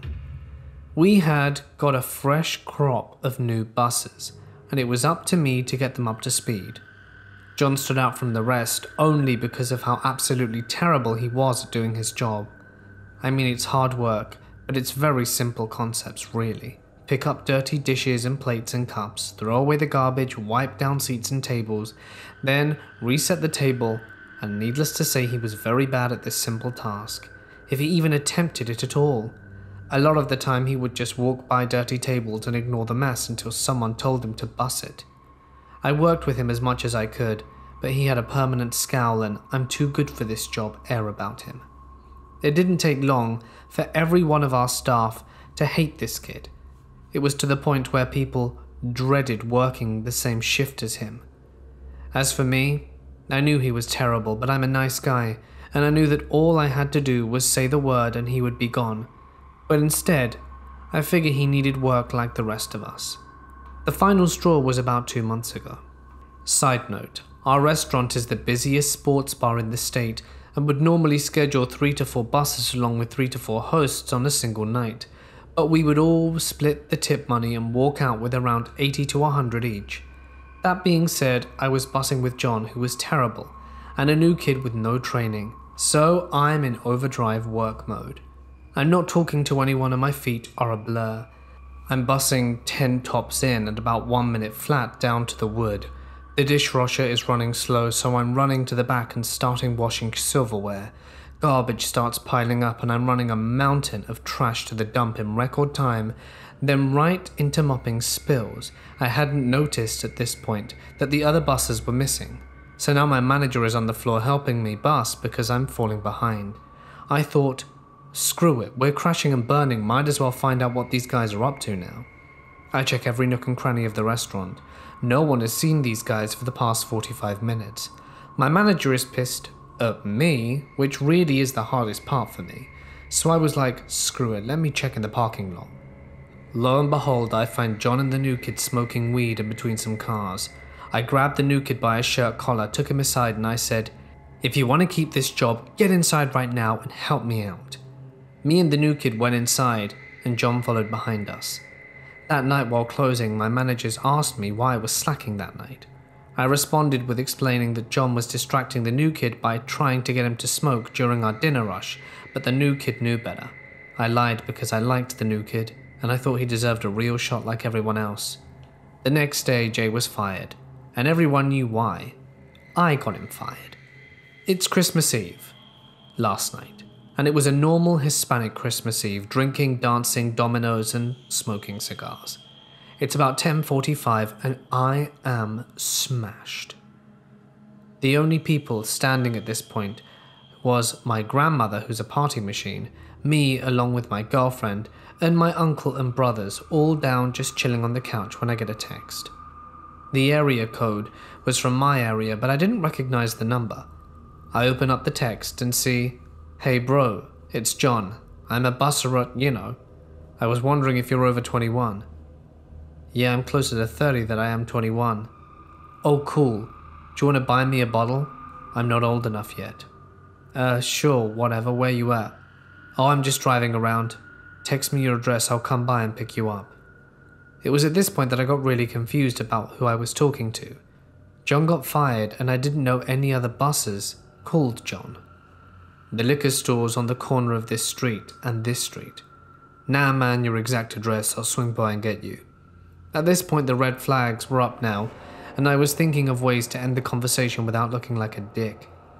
"Hey John, I just googled all the liquor stores in the area. They're all closed up early for Christmas." "Nah dude, I found a 24-hour one. I'm in your part of town, I'll pick you up." At this point, I was sobering up real quick. I didn't live anywhere near work, and I know that the John who used to work with me for 3 weeks had no clue where I lived, or so I thought. I showed my girlfriend the text and she agreed it was super creepy, and I called my friends from work and they confirmed that there were no new buses named John, so it had to be the one they fired. Then the dude calls me up. "Yo bro, let me come get you real quick. I know this place in this part of town that has a 24-hour store." Let me just call them up real quick, just to make sure that we don't waste the gas." "Alright, call me right back." I hung up, blocked his number. Looking back on it, so many things could have gone wrong. I'm pretty sure he was out for some kind of petty vengeance, maybe more, but I'm glad I didn't find out. Certainly would have ruined Christmas. I tried to contact a paranormal entity, and some not so fun things happened. So this is the time my friends and I decided to be extra dumb. And I say this because I want all of those listening to understand that I, as well as my friends, now fully understand how stupid we were being. The important backstory for this location, Proctor Valley. Proctor Valley is in San Diego County and connects the towns of Otay and Jamul. It is protected and is a wildlife area, so there are no houses, no buildings, no businesses. It's situated behind a prominent mountain with hilly ridges boxing in the valley. It is said that this valley is a center for the unexplained. Stories ranging from lights in the sky, ghost cars, ladies in white, random screams, the usual stories that surround almost every isolated dirt road. The place is surrounded with rumors. It is, however, in actuality, a dangerous place. Being situated near the US-Mexico border, it is a pathway frequented for drug smuggling, and being an isolated dirt road on the outskirts of a major city, things tend to go down there. You have your usual terrible stuff, like carjacking, people having their lives ended, as well as lots of bad other things. But a murder in particular stands out. The apparent poisoning of a teenage girl in a blue floral dress that was never identified, found barefoot on the side of the road. Now, time to share my experience. I had driven down the road late at night several times with friends for fun. The place has very few trees, let alone any large ones, but about midway down the road there is a very large tree hanging halfway over the road. This tree has always given me a bad feeling, so I never felt comfortable stopping there to explore. However, this night I was determined. So once and for all, I had to know if this place had something weird going on. I wanted my own experience, and I wanted it badly. I had dug up my family's old Ouija board and studied for weeks on the proper use of it, and how to get the results you want. The whole shebang. We purchased the correct candles, and found the most pure salt we could find, and we drove out to the road. This ended up being a bit of an event, as about 10 people showed up. 4 of us used the Ouija board, 2 filmed, and 4 sat in lawn chairs. Once we all got ready, we began. I, being dumb and unoriginal, thought we should go straight to Demon Land and try to anger a demon and contact it. Which demon? Pazuzu. Again, I was dumb and unoriginal. Well, after we initially started, we heard what sounded like orchestral music being played. Being on a road, we figured it was another car driving down in the distance, but would wait for it to pass and continue, because it would be a bit awkward if someone drove by and a bunch of people were summoning a demon. We waited 25 minutes, but no car showed up. There were no headlights, no noise besides the music, and us being a bit confused and somewhat scared, we carried on. The planchette was moving, but based on the answers, someone had to be moving it. So when a random twig snapped and everyone jumped out of fear, I just stayed with my finger on the planchette. One person, the person moving the planchette, got too scared and opted out, so I and 2 others braved on. I did my best to anger whatever could be out there, and to my surprise we got a response. There was no music being played anymore, and the piece was moving. I asked if anyone was there, and if they wished to communicate. The piece slowly moved to yes in a slow, smooth motion that honestly felt terrifying.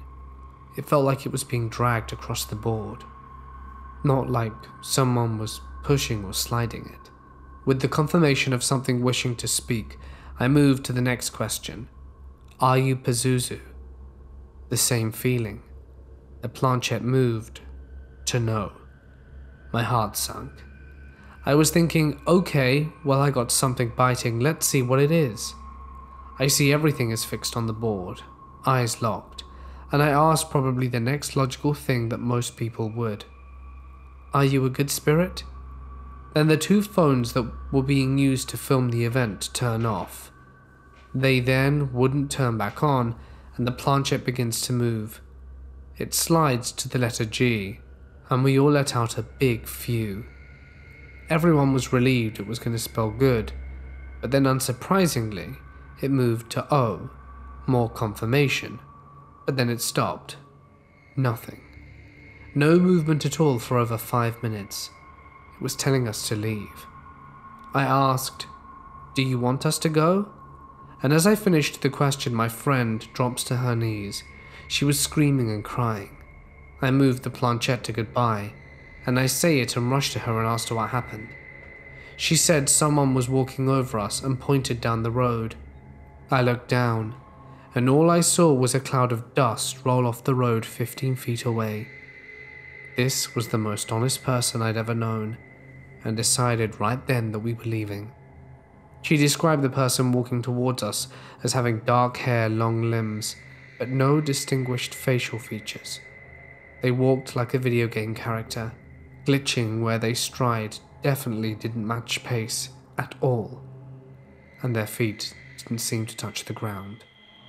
When she looked at it, she said she felt every emotion she'd ever felt come over her. She equated it to the feeling of your family dying while you win the lottery on your wedding day. This was almost 2 years ago, and my friend still refuses to go out at night. I tried a year ago, and she cried in the car the whole time, saying she's getting closer. And yes, she's been attending therapy for this. I don't know what she saw that night, but I personally don't want to find out. I have not returned to the road since. I stored away the board, but it went missing 6 days later to the day, along with the candles and books.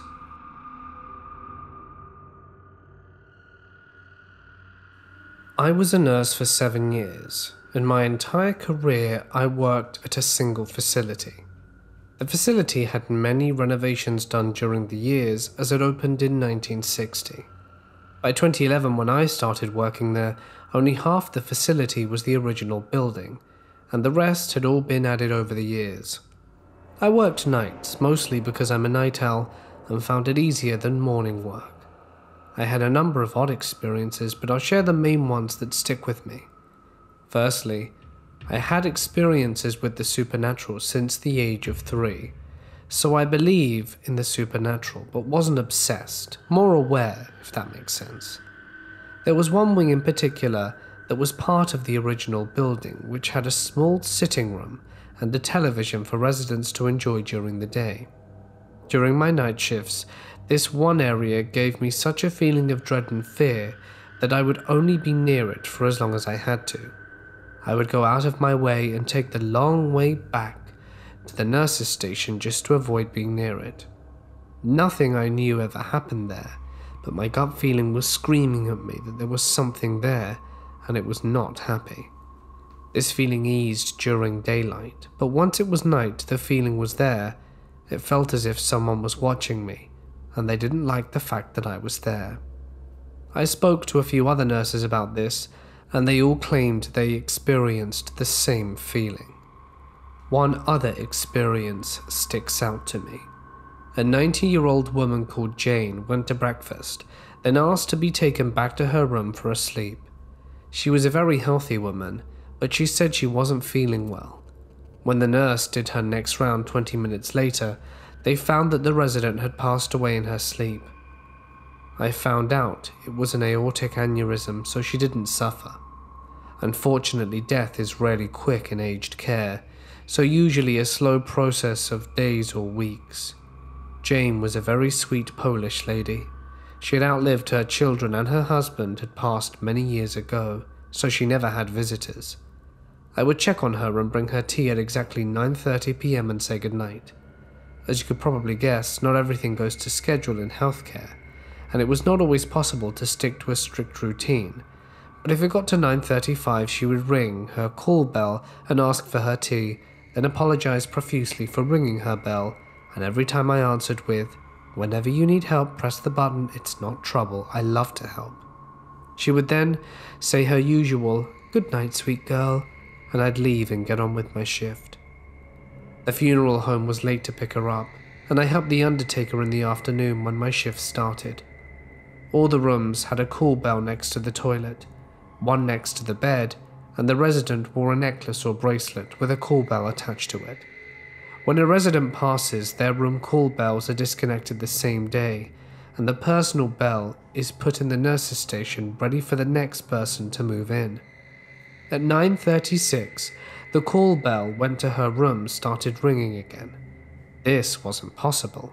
Her room had been disconnected, and her personal bell was sitting in a drawer next to me. Slightly freaked, I went down to her room and checked to make sure there wasn't a dementia patient who just wandered in there. Maybe maintenance hadn't turned the bell off, even though I personally spoke to them after they did so.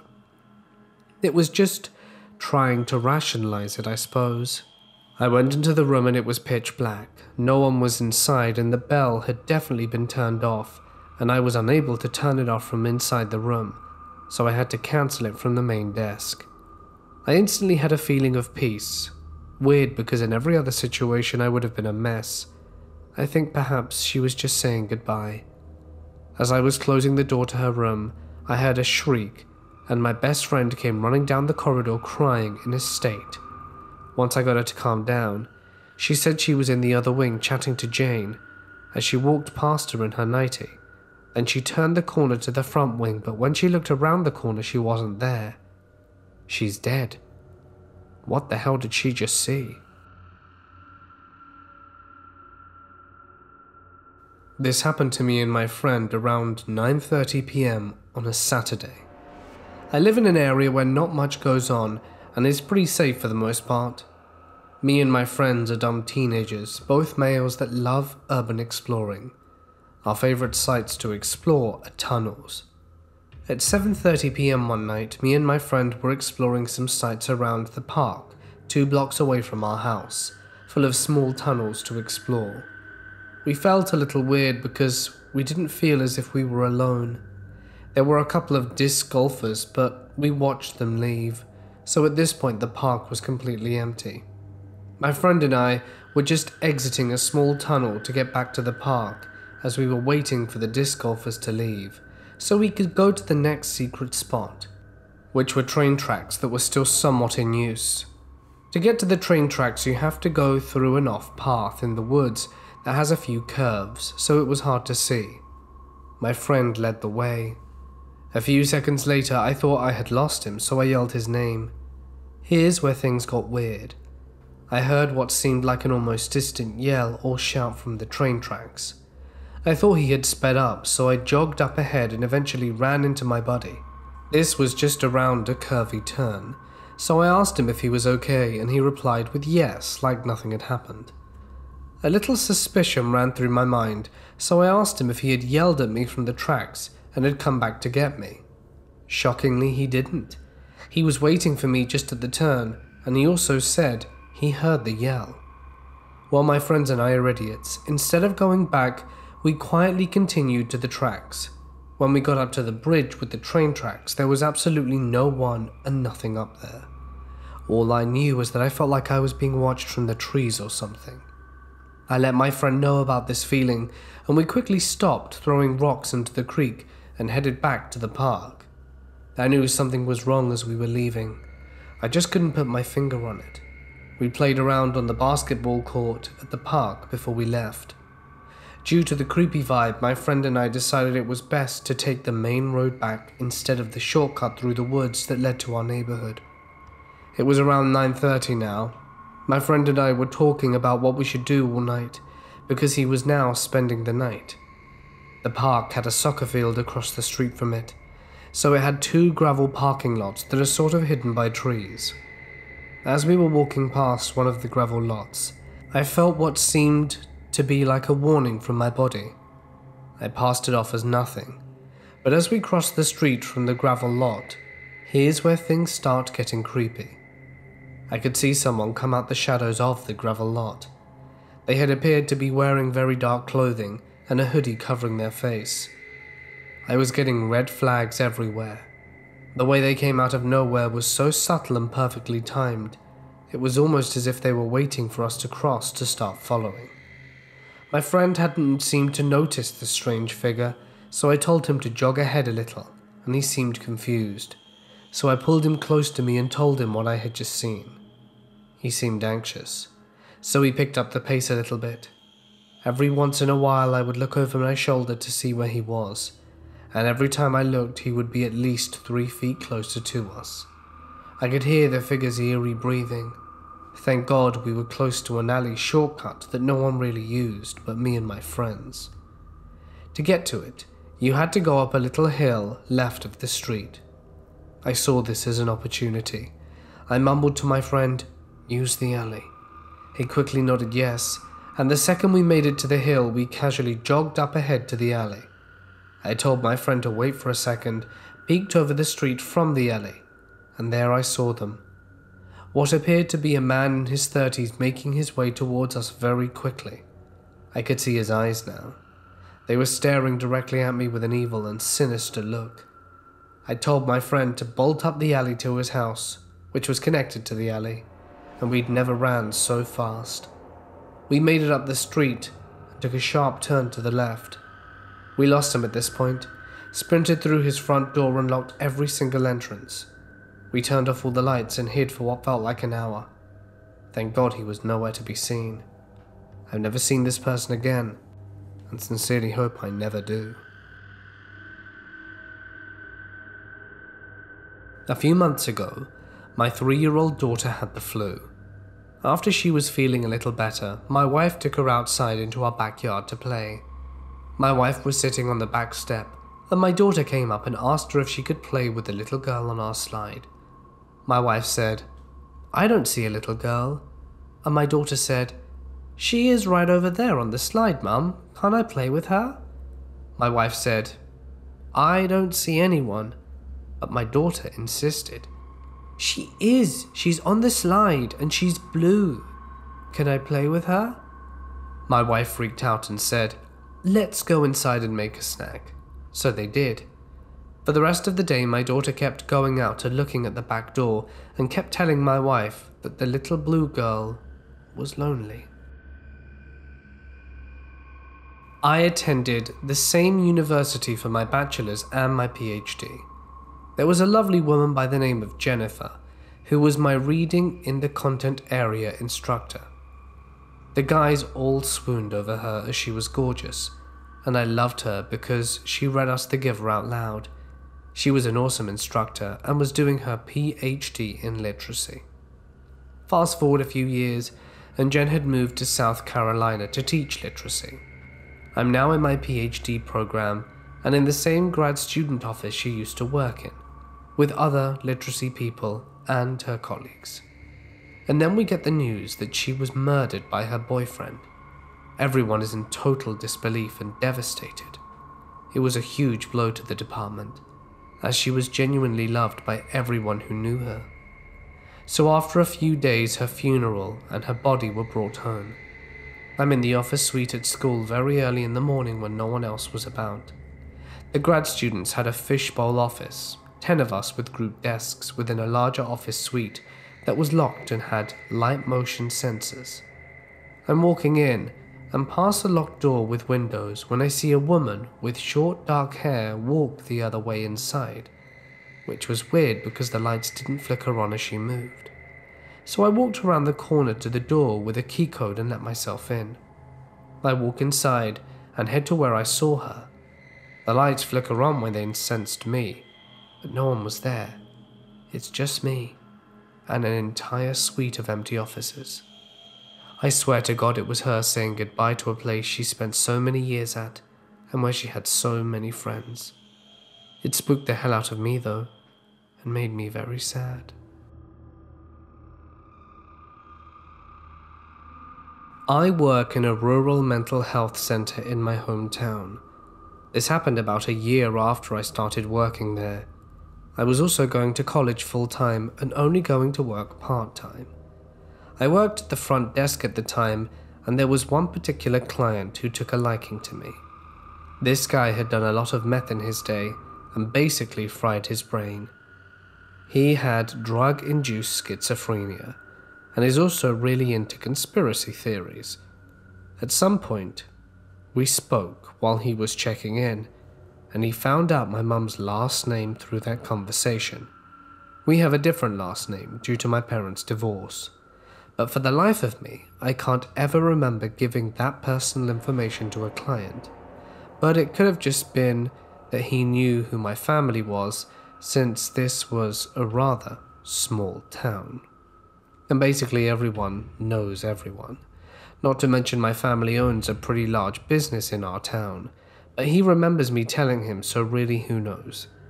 About a month or two after, he started calling, 2 or 3 times a day, for me. Keep in mind I'm not a clinician. I don't have any one client to talk to, so it's weird for a client to ask for me, but he would only call when I was in class or on PTO days. One day his clinician pulled me aside and told me he was concerned for my safety because of this client. The client had come in for an appointment and told his therapist that he had a premonition about me. Something bad was going to happen to me, and he was going to be the one who saved me. Apparently one night, while they were watching his regular unsolved crime shows, he ran across a story about Leah Rochelle Pebble, who just so happens to have gone missing in the same state I live in, and shares my last name, and her middle name is similar to my first. On top of that, my co-worker named AJ and Leah had a pimp named AJ.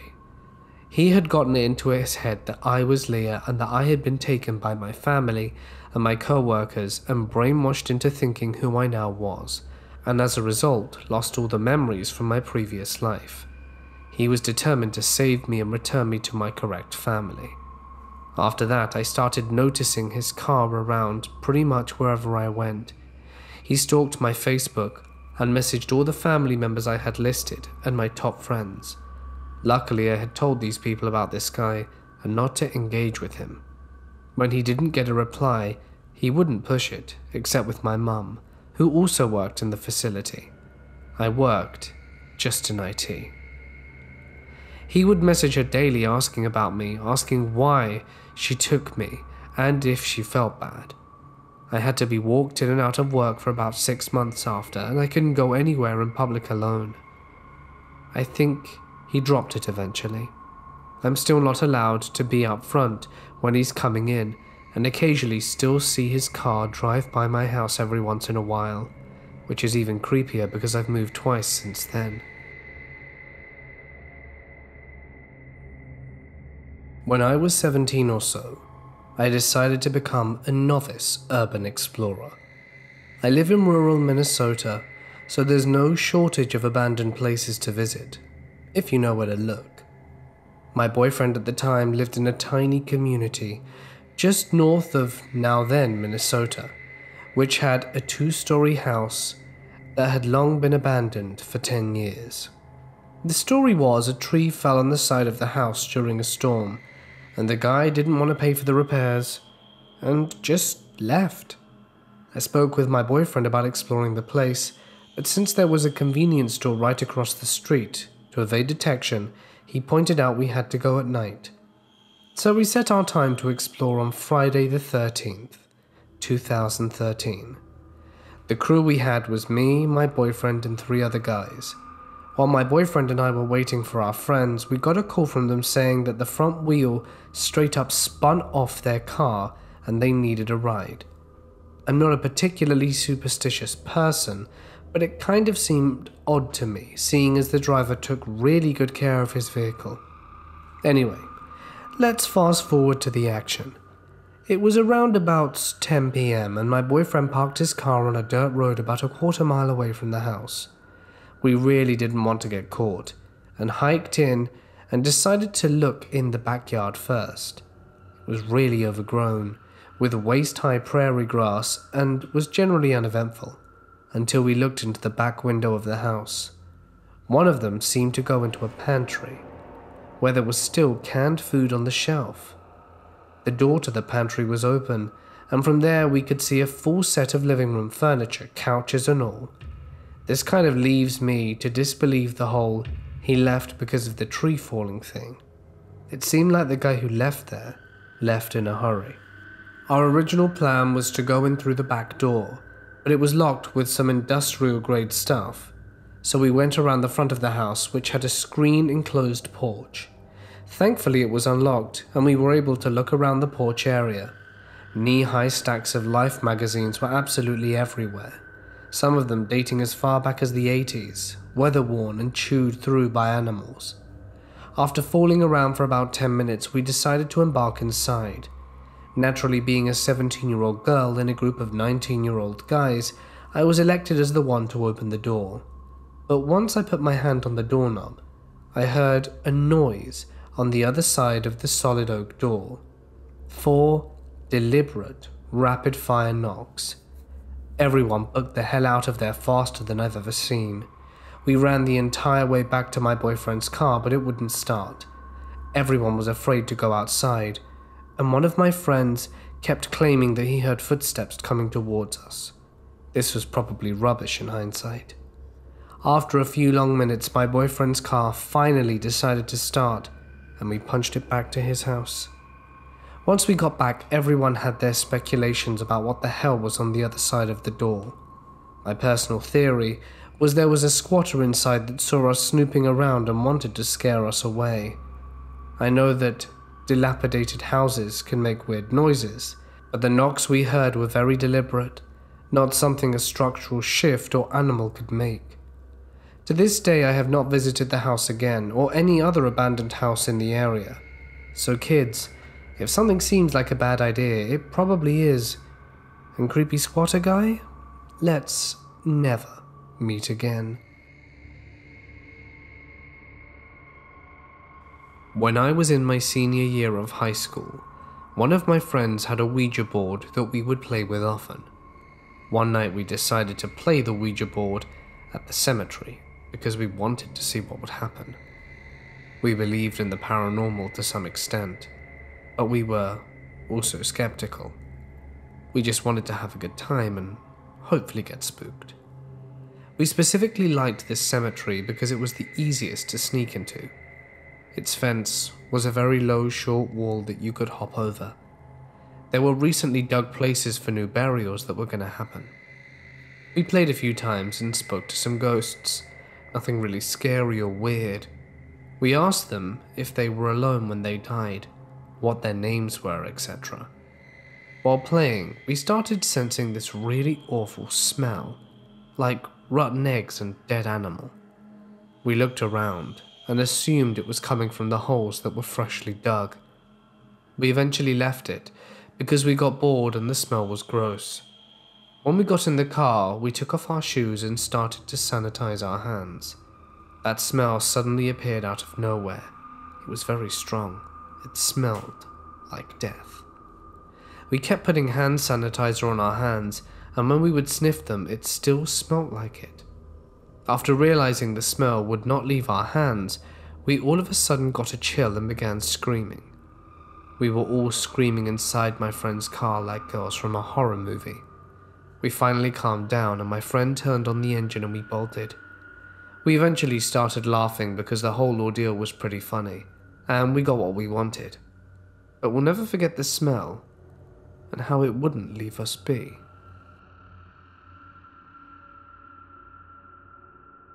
When I was in high school, I wasn't a very hard-working student. I wasn't a troublemaker, but I was an incredibly lazy girl, working just the minimum so that my parents wouldn't get angry. I've always had some kind of easiness regarding schoolwork. I never knew what it truly meant to make an effort, so I spent all my classes drawing or copying books without many consequences. My junior year of maths, my teacher, who was seen as everyone as uptight but very caring, was pretty upset about this, as were many of my previous teachers. He wanted me to work harder. I wasn't bad at maths. I was around a grade B, but sometimes my grades would dip. During my parent-teacher meetings, he told my mum that I was wasting my capacities and that it was infuriating how lazy I was. My mum then replied that she agreed with him and that she wouldn't blame him for pushing me harder and for pushing me if it meant making me work harder. And from that day on, he did exactly what she said.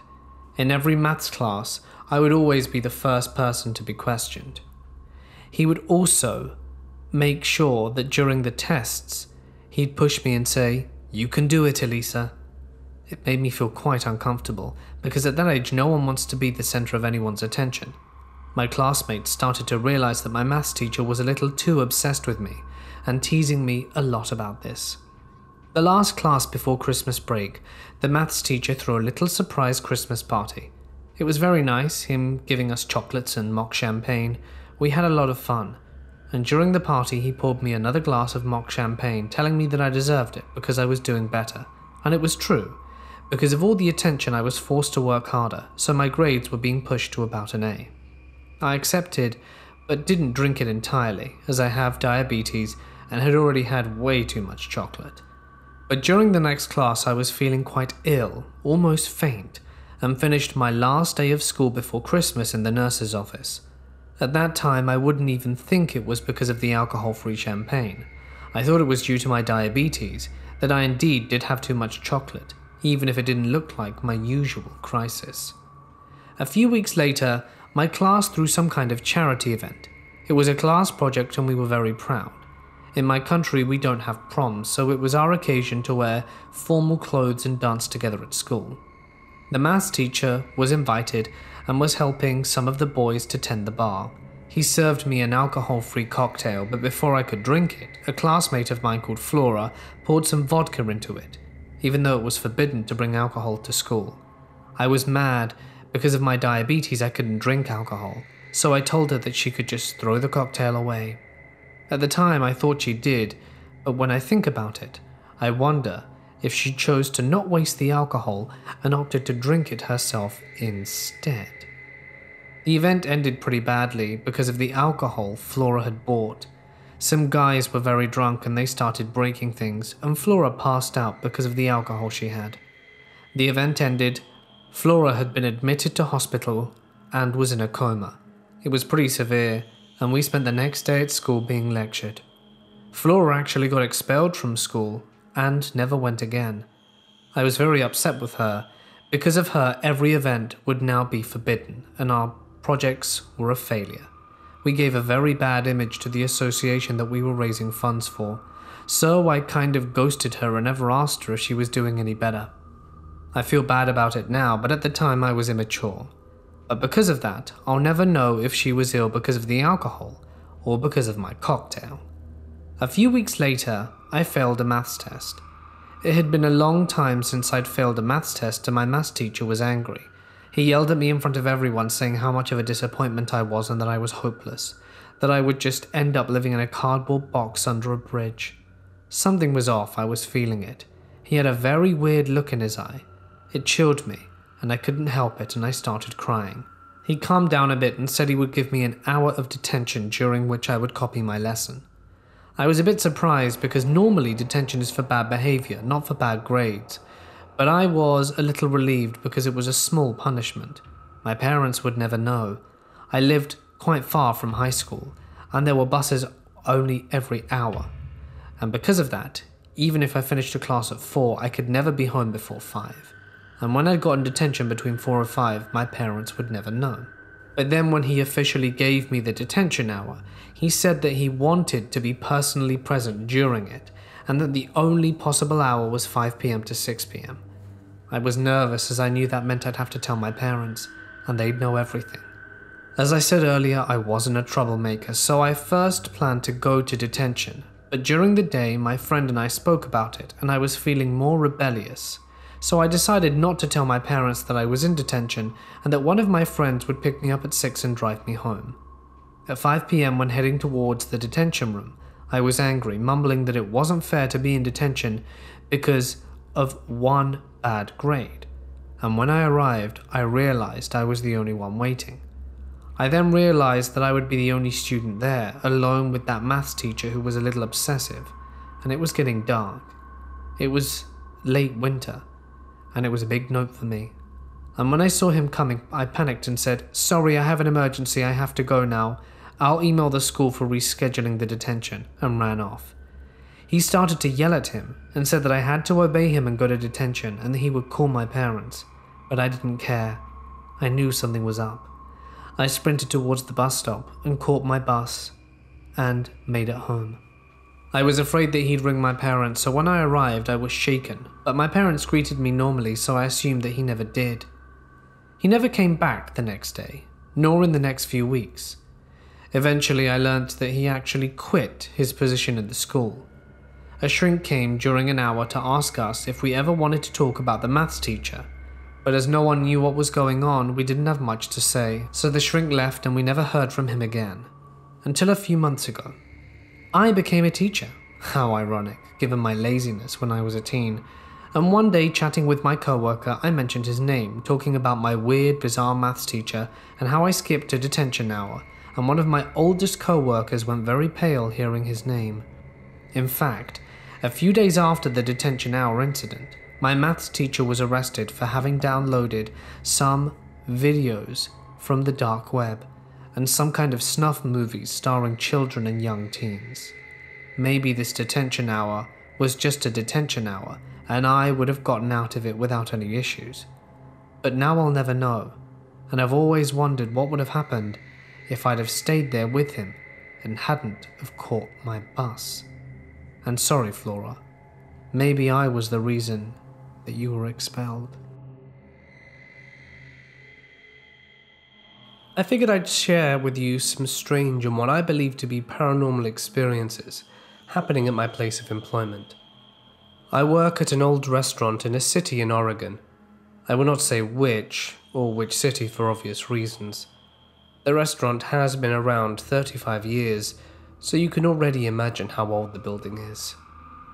I work as a bread baker during the night hours.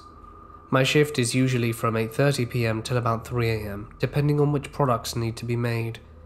My co-workers tend to leave at around 10 o'clock. Sometimes the dishwasher is there for a bit later.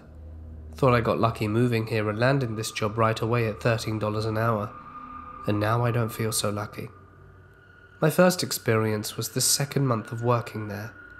I had just put some hamburger buns in the proofer and had some time to kill, so I walked into the dining area to make myself an espresso. Halfway there, I noticed a faint whistle coming from the dining area. I shrugged it off, as it stopped once I entered. As soon as the espresso was done, the whistling started again, but louder. I couldn't make it out, if it was a song or something else, but it went on for about a minute, then stopped. My whole body shivered. as I was definitely creeped out. The next day, I mentioned this to the dishwasher, and she looked at me for a minute and then sighed. She told me that the building is most definitely haunted, and she constantly hears the whistling as well, but only when she's here alone. The conversation ended there. She doesn't speak English very well. This experience freaked me out pretty bad for a few days. I still get chills thinking about it, and you may not think it's creepy, but it was. We have a huge walk-in cooler, filled with tons of prepped food and so on. This was around 11 p.m, and the dishwasher is still there. I walked into the cooler to grab some butter. The door is huge and heavy, so there's no way wind could shut the door, especially because there was no wind to shut it. As I was reaching for the butter, I heard the door slam behind me. I was obviously startled and thought maybe the dishwasher closed it, thinking I left it open by accident. I walked to the door and started yelling for her, hoping she would hear me. After about 3 minutes of no response, I panicked. It was super cold in there. I kept banging on the door and yelling, and about 10 minutes later she finally heard me and opened the door looking confused. Shivering, I asked her if she closed the door on me and she said no. I told her the door closed on me, and the look on her face freaked me out. I texted my boss and told him what happened, and asked him to check the security cameras. When he answered, he told me he watched, and said that he saw me walk in, and 10 seconds later the door slammed shut. No one was behind it. It just shut by itself. That's never happened to anyone else. We were both confused, and I was wary. A few weeks later, in the dining room they mopped the floors every night and put the chairs on top of the tables. I noticed they were in their usual spots on the tables and didn't think much of it. As I was making bread dough at around midnight, something happened that I can't explain. In the span of almost 5 to 10 seconds, I heard the loudest crash coming from the dining area that shook the whole building, and the lights went out quickly, then came back on. My heart was beating so fast and I felt nauseous. I had no idea what just happened. I ran into the dining room and my heart sank from fear. All the chairs were on the floor, scattered, a few definitely broken. Then the whistling began. I immediately called my boss and he rushed over. We went to the office and watched the security cameras. The videos showed the chairs on top of the tables, the lights go out, come back on, and the chairs were scattered all over the floor. The look on his face chilled my body with dread. He promised to stay with me for the rest of the night, and I told him I was becoming scared of working by myself. He said I would be fine. This happened a few days ago, and it took everything in me, aside from the fact that I'm living paycheck to paycheck, to not quit this job. This was probably the scariest thing I've ever experienced. It was around 2:30 a.m. The baguettes were in the oven, and it was almost time for me to leave. I had to use the restroom, so I walked to the dining room to get to the restroom. I heard the whistling, but very faint. It was becoming normal, and since nothing had happened for a while, I wasn't creeped out. I got to the restroom. It's a one-person. Locked the door and sat down to do my business. About 30 seconds in, I hear a faint whisper come from outside the door. I chalked it up to hearing things. Then I heard someone knock very lightly. My heart stopped. I was alone, or so I thought. I sat there in silence. Another knock. I very quietly finished my business and pulled myself together. I stood somewhat close to the door to try and hear what was outside.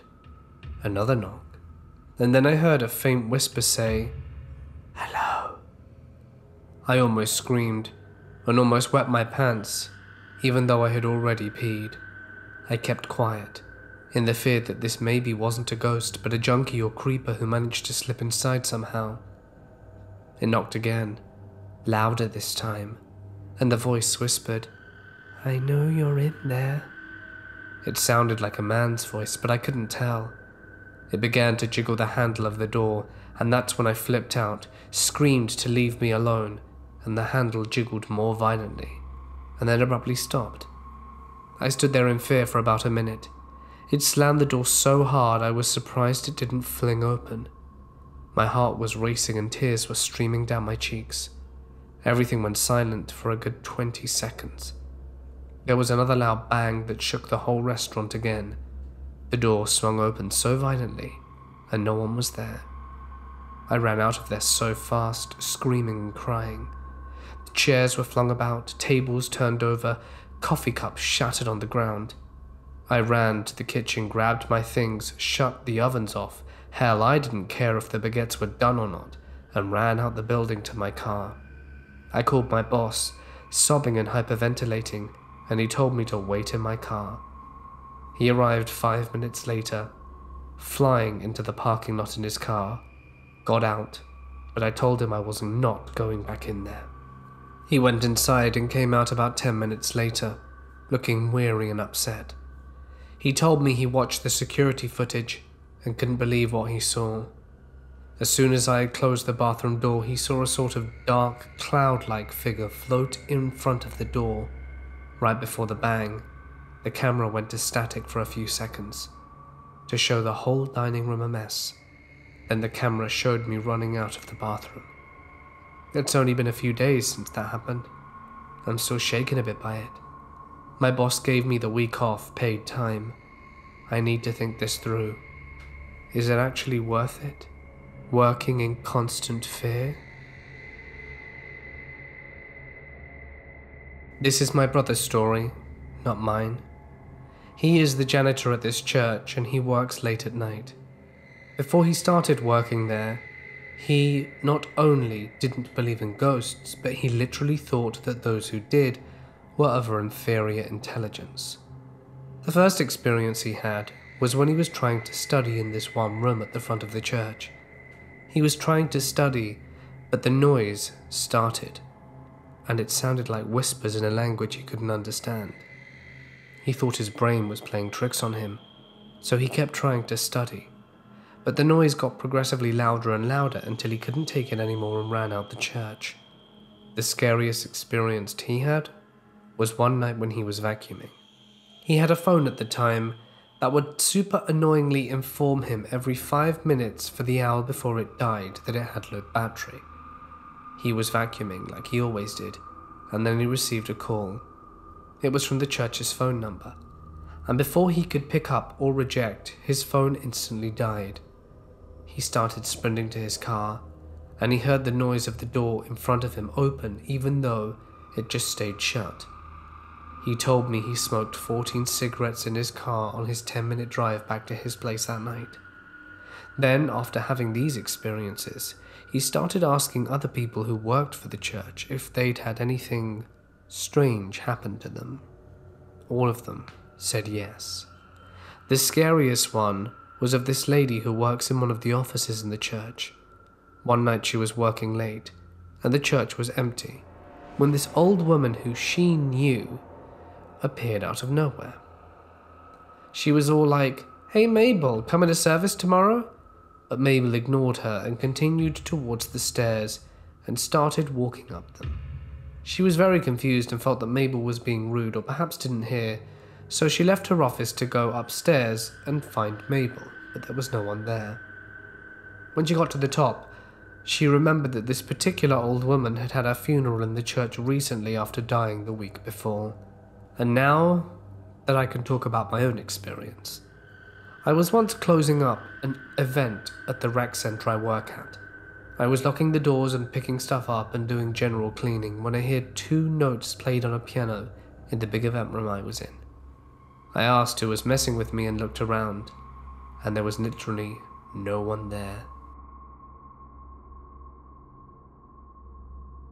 Outside my town, there is an old abandoned orphanage and a memorial for all the children that were abused and passed away, and 5 of us decided it would be a great idea to go out there and explore it. We scoped the place out during the day to find ways to get in, and came back at night at around 11 to 11:30 p.m. We parked a few hundred meters down the road from it, out of sight just in case of police, and we began walking. We got close to the gate before one of my friends, who was the biggest skeptic adrenaline junkie alive, stops dead in his tracks, turns around, and starts sprinting, telling us that he saw someone in front of him. We all start running back towards the car. The entire time, there's rustling from the bushes like someone was following us. We get in the car and I turn around and see 2 to 3 figures clear as day standing behind the car, watching us drive off. 2 girls and a boy, between the ages of 13 and 16. So we decide to forget that and go to the witch's grave. In hindsight, an awful idea, but we were excited to go out and explore. I'm very into pendulum and actually had mine with me, and on the way up was communicating with a spirit that decided to follow us from the orphanage. Her name was Faith, and she was absolutely lovely. Around this time, I started getting a massive headache and my eyes were watering, but thought nothing of it. I started getting really tired and disassociated and fell asleep, or at least I thought I fell asleep. I woke up and it seemed like only 5 minutes had passed.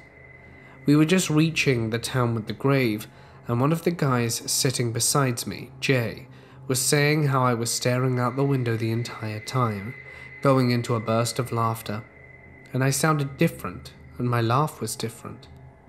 We pull up to the witch's grave. Jay swears that we saw someone walk past it. We made a Ouija board and wanted to communicate with spirits. I didn't want to get out the car, and neither did Jay. So we sat in the car listening to music while the rest of us sat in front of the grave messing with the board. Music started doing all funky and weird stuff. The radio was acting up, and prior everything was working perfectly. About 15 minutes pass, and Jay decides to get out to see how they're doing. He comes back in, followed by everyone else, seeming a little freaked out, and I asked what was wrong, and my other friend says that Jack was staring behind him. When he goes, "He's right behind you," he turned around and went back to the car. Jack had no memory of this, but the rest of the guys backed him up. The music stopped working, and we started driving back down the mountain. It got incredibly cold even with the heater on, so I started getting a massive headache behind my head and back of my ears, which is apparently a sign of spiritual attachment. Charlie is driving, Darren is in the passenger seat, and Michael was right, with Jay in the middle and I was on the left seat. Jay started tearing up a little bit and went silent before he started laughing. He turned to me very slowly with the biggest grin on his face and just stared. I asked him what he was doing, and he never replied. A few minutes later he was himself again. Charlie a few minutes later started spacing out really bad. We were using the pendulum, consulting and asking if there were any possible harm coming out this way, in which it violently answered yes, and we all yelled for Charlie to pull over. He was refusing, but eventually he did, and they swapped seats. I blacked out from there. From here I only remember what the guys filled me in on and what happened. So apparently, Charlie joked and said they should use the Ouija board and see what it wants. Upon that, my other friend replied in the most polite and formal tone that they should. Keep in mind that it's also the only thing he said the entire time, and I agreed with him, despite being very against wanting to use the board before. Apparently the 3 of them all decided it would be the best option to get some sage and burn it away, whatever it was that was attached. I'm the only person who owns sage, and upon hearing the mention of it, they said I burst out crying, apologizing and begging for them to not get it, saying that I didn't want to leave. Jay was freaking out, so him and Darren swapped seats. Darren's family is a line of white witches, so apparently he tried his best to bless both Charlie and myself, in which my responses to that were violently pushing him off me, thrashing about repeatedly and saying no, and very coldly and calmly saying, "I don't like that." Darren is like one of my best friends, and I hold no ill will against him. So they do the sage. I let them in, and flat out refused to touch the sage and stood very far away from it. I got in the car and headed towards the riverbank. It was compliant but very slow to follow. They described him to be a zombie, my other friend. I was resisting, hesitating, crying and refusing to follow them, so they practically dragged me along. As soon as the sage was lit, they told me that I bolted and got as far away from it as possible and tried to jump over the edge of the river. They had to grab me and forcibly hold me and drag me in place. They said I was crying violently and that this would be over soon. I wake up. I was on the ground, still being held, with Darren raving the sage around me. Charlie checked on his phone and the first thing he said was, "It's only 1 a.m. 2 minutes ago." I felt confused and disoriented and tired. So of course, the best action for all of us was to go home and sleep it off. I stayed with my friends for the night, woke up the next day feeling like I just drank 2 bottles of vodka and went home. I still felt awful, so I went home, the headache behind my ears, and that still wasn't good. I felt cold despite having no fever, and it was a warm day, and I was wearing a hoodie. I was hearing knocking noises and footsteps outside my door. I had bad heart pain, I was throwing up, and my nose was bleeding badly. My friends messaged me saying that there was something wrong. Their mum was concerned about me, and they were coming to get me. So I went with them back to theirs. I explained to Jay's mum and dad what happened. Jay's dad, who doesn't really believe in this kind of stuff, but both of them had had paranormal experiences before, told me to go outside and stand on the grass, barefoot, and ground myself.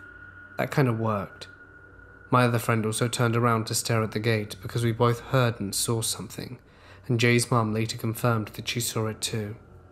Ever since then, I see and hear things 100 times more than I used to, and I always carry obsidian with me. My dad died in 2016. I was able to spend a lot of time with him before he went, and my brother and I set him up in an amazing care facility in Australia, where he was for a few months before he went. The place had a small cafe with a barista, and I would frequently go and grab us a coffee. Dad couldn't walk anymore, and I was having a hard time getting him to a wheelchair to take him out of the room and outside. He also wasn't eating much or interested in much of anything. This was all pretty normal for someone who's dying. I knew he was, and I knew he'd go pretty soon, but nobody else seemed to think so for some reason. Anywho, I asked Dad if he'd like a latte, and for the first time in a few days he said yes. I was excited he was interested. So I headed over to the cafe, got us both a coffee and headed right back. I walked into the room and said, "I've got your coffee, Dad." I noticed Dad was staring into the far corner of the room. He looked from the corner of the room to me, and when I walked in, then after I spoke, he looked back to the corner and back at me and said, "What about Mum?" My mum died in 2008. Now, since I've seen ghosts and a bunch of weird experiences, I'm all aboard on this train, and without missing a beat, I look at the corner at him and say, "I can go get a coffee for Mum as well, no worries." And Dad looked from me to the corner, back at me, the reality clearly dawning on him. Then he quickly shook his head. While my dad did have some confusion when he first came to this place, he settled down pretty quick. He didn't see anything else after he mentioned that, and was lucid right up until the end. I'd like to think that my mum did come to see him off. Some friends and I were part of the Pennsylvania Ghost and Paranormal Research Team at one point. No one ever believes me because my ex lost everything, including the recorder in a house fire, which is creepy enough. We were in an old funeral home and didn't hear a damn thing the entire time until we went back to the recordings. There were sounds everywhere. Old style music playing and a woman, who was very close to my recorder, starting to hum really loud and then said, "We're here. Hi." We were absolutely scared crapless listening to the recordings. I had tears coming down my face. On the second floor of the house, we clearly heard a man's voice saying, "Don't," and that was it. I still wondered to this day what the hell it meant. We heard many doors slam that we didn't want to hear at the home while we were there. There was also much of that on the recorder. Strangely, we went through the basement where he would keep the bodies, and there was absolutely nothing but silence. There was a dead, half-eaten dog in the living room. Because we had so much evidence the first time, we went back a second time, and the property owner wouldn't let us back in because it was unsafe to walk anymore. They were about to do some renovations. Then life happened and we never returned. Left the team and broke up with my ex, and then the fire. I wish to go back and record one more time. It's a thing I keep thinking about. It's like a life calling, and that house just sitting there unoccupied waiting for me. I'd like to preface this by saying that not all mental health professionals are terrible people. Good doctors and good medication saved my life. I didn't grow up in the US. So if you see something in this story that makes you go, "That's not how this works," keep in mind that in other countries, there might be different laws. I was a troubled kid. I'm kind of a troubled person in general, but when I was in my early teens, specifically in this story 14, I was cutting, suicidal, and refusing to go to school. So I was put on a waiting list for a children's mental hospital. I know now for a fact that I was on the waiting list for close to half a year, and that should have been the first warning sign. At that time, I enjoyed being on sick leave from school, which basically meant I got to play The Sims until 6 in the morning for 5 months straight. But when I had to pack my stuff and actually go to the hospital, I, of course, didn't really want to go. I didn't want to get help, don't get me wrong, but the idea of being away from home for 6 weeks, which is the standard time they take to analyze you and watch you and give you a diagnosis, after which you can choose to pursue treatment, scares me. I arrived at the hospital in tears, my mum carrying my suitcase for me. The nurses noticed that obviously I didn't want to stay. "Are you here of your own free will?" the doctor asked me. I shook my head. They just shrugged it off, saying that they could get a judicial decision forcing me to stay here. I never got to talk to a judge. I never got to defend or explain myself, and as far as I knew, my parents didn't talk to a judge either. A judge glossed over my medical history and then signed a piece of paper that forced me to stay in the hellhole for the whole 6 weeks. The contents of my suitcase were searched, and I remember feeling like I had just arrived in prison. The first terrifying thing happened on my first night. As a cutter, my arms were in horrific shape. When my wounds healed, they'd itch. I scratched open some of my old scabs, and when I went to the nurse to ask for a bandage, everyone went nuts. In their eyes, I had purposely self-harmed, which they couldn't prove, but okay. So what do you do when a 14-year-old mental patient harms herself? Talk to her? Try to help? Nah. You take away all her jewelry, a necklace from my mom, a bracelet from my ex-girlfriend who, at the time, I still had very strong feelings for, and send her off out of her room for 24 hours. The timeout room was a small room with a big window that could just barely fit a bed. If I had to use the bathroom, I had to ask a nurse to accompany me. And no joke, at one point I was in the bathroom with a nurse standing guard in front of the door. She asked if I was doing okay, and I sarcastically responded with, "No, I'm cutting myself with toilet paper." She goes, "Really?" and rips open the door. All of my clothes, including my underwear and my PJs, were taken from my room and kept in the front office for the time I stayed in the timeout room. So whenever I needed clothes, I had to go up to the front office and ask for them. But apart from having to ask for clothes and bathroom trips, I was left completely alone in that room, and no one ever came to check on me. Getting out of the timeout room wasn't a lot better. For the first 2 weeks, I had horrible stomach problems. I would get up multiple times a night to use the bathroom, which, by the way, you didn't have one in your rooms, you had to walk down the hall to the bathrooms, because my stomach kept me up all night. I would often not get enough sleep, and would end up sleeping through the day, which led me to not taking part in the group activities. And instead of, I don't know, waking me up, I was scolded, and I quote, "If I was up all night roaming the halls, I'd be tired too. What do you want me to do, just crap in the bed?" and because I didn't partake in group activities, I couldn't earn outside time. Yes, I had to earn going outside. Even just sitting on the front steps with a nurse right next to me had to be earned. For the first 6 weeks, I was effectively locked up, except for school and weekends where I was allowed to go home. It was blatantly obvious that none of the nurses really cared about any of the patients.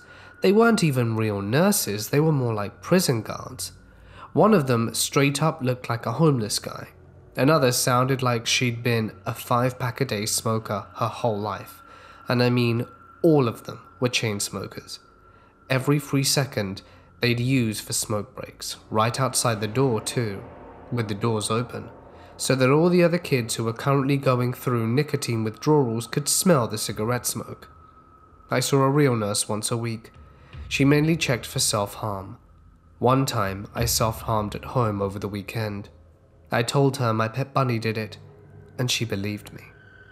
Within 6 weeks of staying at the mental hospital, I saw a psychiatrist a whopping 2 times. Once for a general introduction, and once for an IQ test. Oh, and did I mention that you were allowed to have a razor in the shower? Or the huge bird spider that sat in the corner of one of the showers for the entire time I stayed there? Or the cobwebs and silver fish that were everywhere? Anyone who's ever struggled with mental illness probably knows that sentences like, "just pull yourself together," or "get over it," are the least helpful things one could say to a mentally ill person. I've never heard it that much in my entire life.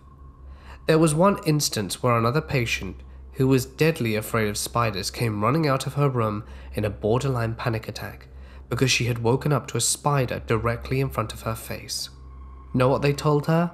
"Don't be such a baby, it's just a spider." They gave her a broom for her to get rid of the spider herself, which obviously she couldn't do. My roommate and I ended up helping her. Both of us were scared of spiders as well, mind you. But possibly the most outrageous thing that happened on my second to last day.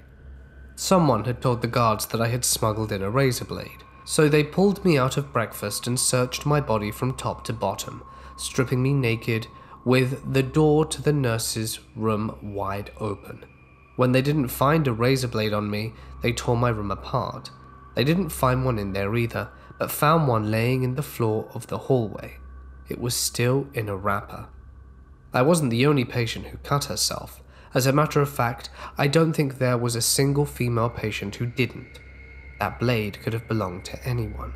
They had no proof that it was mine. But of course, it was determined that it was mine, and despite me not having any new cuts on my arms, I was thrown into the timeout for another 24 hours. Literally my last 24 hours. And they paid so little attention to the timeout room that a fellow inmate was able to slip a letter with a razor blade inside under the door so I could take out my frustration on myself. In case any of you were wondering where my parents were in all of this, my mother wanted to get me out of that place as soon as she heard about the timeout room. But since my parents had joint custody, she needed my father to agree to it. My father deserves a let's not meet story on himself, but to make it short, he hadn't spoken to me in over 4 years, but was somehow convinced that I needed help and refused to get me out of there. My final diagnosis from that place? Narcissistic neurosis. I was 14, and to this day I have no idea how they came up with any kind of diagnosis, considering I had seen an actual doctor a total of 2 times. Additionally, this result was delivered to us, my parents and I, by the head doctor of the hospital who I'd never seen in my life during a conclusive meeting on my last day. I was offered to stay and start behavioral therapy, but I guess it goes without saying that I politely declined that offer. Every therapist and psychiatrist I have spoken to since, and trust me, there have been a few over the last 7 years, have disregarded that diagnosis completely. Some have even laughed at it. I'm currently diagnosed with bipolar disorder and depression, and a panic disorder, and my current psychiatrist has suggested I might suffer from borderline personality disorder. I guess the moral of the story is to always do research on the hospital you plan on getting yourself admitted to. I sure as hell hope I never have to see any of the guards, nurses, or doctors ever again.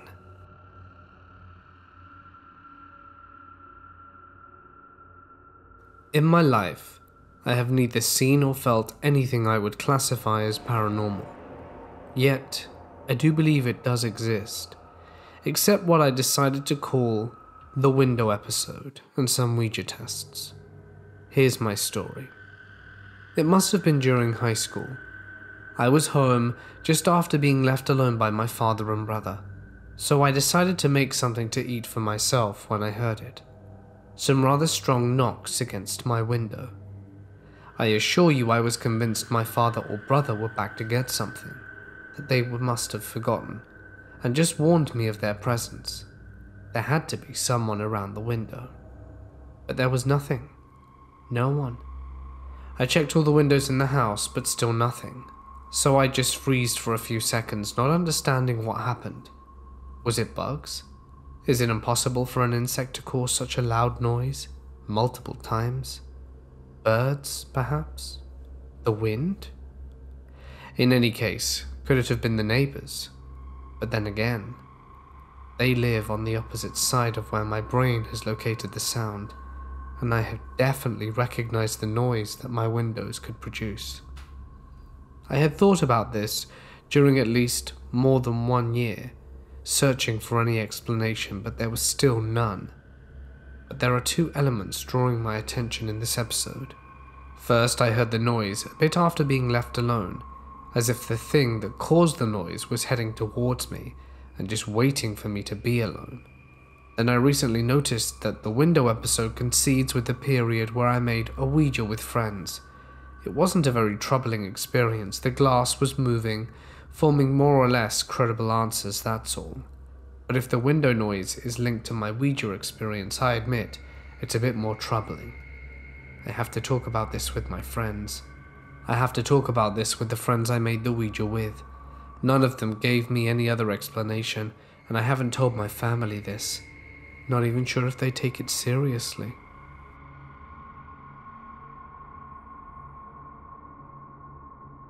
I am a janitor, and this happened about 5 years ago. I've been working at this place for a while now, and I've seen some creepy and weird stuff, and I'm almost always alone, because I lock up the building. When this happened, it was about 5 o'clock at night. Everyone was leaving. I was going to change the outside garbage in front of the building.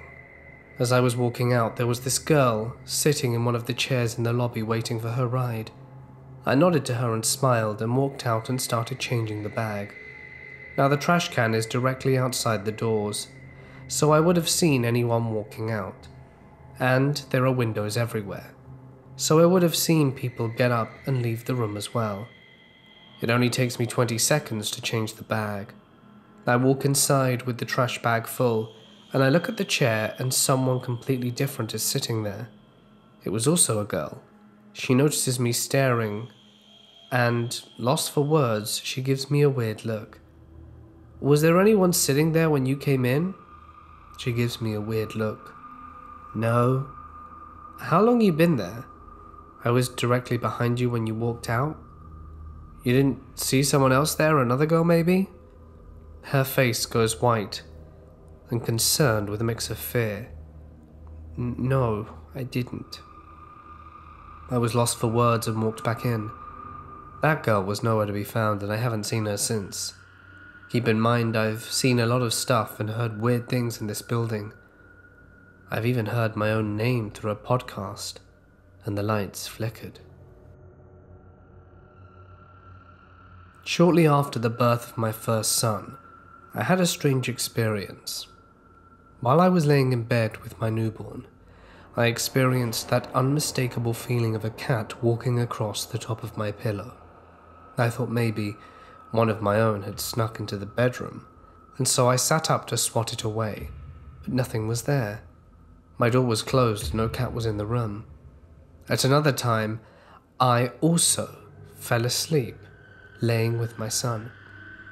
I felt a cat jump onto the foot of my bed and walk up to about my knee and stop. I sat up, but nothing was there again. It really freaked me out. It happened maybe 3 or 4 times and then suddenly stopped when our son was baptized. It made me really stop to think. Could this not have been a ghost cat after all? But perhaps something more sinister. I'm going to take you back in time to the year 2007, when I was 16. Picture a Norman Rockwell-esque suburban family. Parents, 3 kids, a yard and a dog. In a blink and you'll miss it, in the USA. One random day, a neighbor of ours has a mild dispute with another neighbor. As a totally warranted response, everyone's favorite neighbor, Mr. Sampson, takes every hose he has and floods the other's yard. A solid decision leads to a solid consequence, so naturally he was fined for water waste. My parents run the water in our small town in the USA, and because Mr. Sampson lived a block away from us, he decided to drive over to the water district, shouting that he is an acquaintance of my parents. Second solid decision of many to come from Mr. Sampson. Absolutely no one takes kindly to name droppers, so tuck that gem away under your life facts. My parent comes in and tells him that even if his kid did this, they would still have the same repercussions, gracefully glossing over the fact that other than maybe driving by one another, none of us have ever had an interaction with Mr. Sampson. Mr. Sampson repeats the name of the man working the front desk as well as my parents' name and claims it's now personal, and storms out. My family members and I begin to see Mr. Sampson at random places, constantly the DMVs, the grocery stores, our respective jobs. Apparently, when you're cuckoo for Cocoa Puffs and your parents pay for your house, you have all kinds of time to stalk. It went from random sightings while out and about to phone calls, the cliche 90s types calls of breathing and hanging up. I can see you variety. At this point, Mr. Sampson was more of an annoyance than scary, but as I've stated, when you underestimate crazy, you lose every time. Mr. Sampson began parking across from our house, staying from 6 p.m. to 4 a.m., literally sitting in his car blasting music just staring at the house. Fool must have had the determination and bladder of a racehorse, because who the hell sits out there for 10 hours? His music was trash too. Maybe he was a masochist into self-harm, seeing how long he could suffer through terrible music and a full bladder. I doubt anyone with a semi-rational concept of social interaction would fathom why. This went on from 3 to 4 times a week to a nightly occurrence. Imagine being a 16-year-old female that doesn't even feel comfortable to change in her room because of the prospect he might see through the blinds somehow, trying to sleep knowing he's out there. We were prisoners in our own home. He began to get bolder. Mr. Sampson drove his car speeding and up onto the sidewalk at my sibling and her partner while they were on the sidewalk out front coming home from a date. They both had to physically jump out the way to avoid being hit. He made lewd gestures at me when I brought my dog out for a walk and was waiting for my sibling to come and join us. It was so bad I ended up crying and going inside. This has been going on for a year at this point. The cops always said the same thing. There's nothing we can do unless there's a threat made against you or someone is harmed. My parents confronted Mr. Sampson in the street, being tired of his nonsense and asking him what the hell he's doing after my incident, to which Mr. Sampson called the cops, and they came asking why we were harassing and threatening him. I will never understand why the system waits until you're a victim rather than prevent someone from being victimized. Almost 2 years in and it's Christmas time. My parent has a brain aneurysm. Fortunately, they made it through without any lingering effects, which is extremely rare.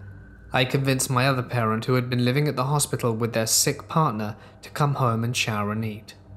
About 9 p.m, we get a knock at the door. A random man in ratty clothes holding a Christmas present says that he's there to deliver it, to family name. We ask who sent it, and he says that he can't say. We ask who he works for, and he shoves the gift at my parents and leaves. We're obviously uncomfortable to open it. My parents decide they need to know what it is. They open it. Inside is a 17-page document of the grounds why Mr. Sampson is suing my parent that was currently in the hospital. Even I could tell it was fake with the grammatical errors and typos. Mr. Sampson took the time to sit and type this up himself, thinking it would scare us. The document and fake detail he put in did not. The fact that this 40-something-year-old man was so fixated on our family that he sat and typed 17 pages of fake documents did scare us. Things progressed, and Mr. Sampson began pacing in front of his car and pretending to have a phone call, where he talked about punching my parents down the stairs or knowing where the kids went to school and worked and how easy it would be to access us at any time. At the time, I worked a closing shift that let off about 1 a.m. He would be parked next to my car and follow me home. One time I even tried to make random roads and he still stayed straight behind me, pulling up to the house with Mr. Sampson parked across the street. Think a neighborhood street, with cars a good 5 feet away from each other and having to get out and run to the door. It was a nightmare. We were all exhausted from not only the aneurysm scare but also living and looking over our shoulder. My parents' friend told her friend, who is a district attorney, about the situation.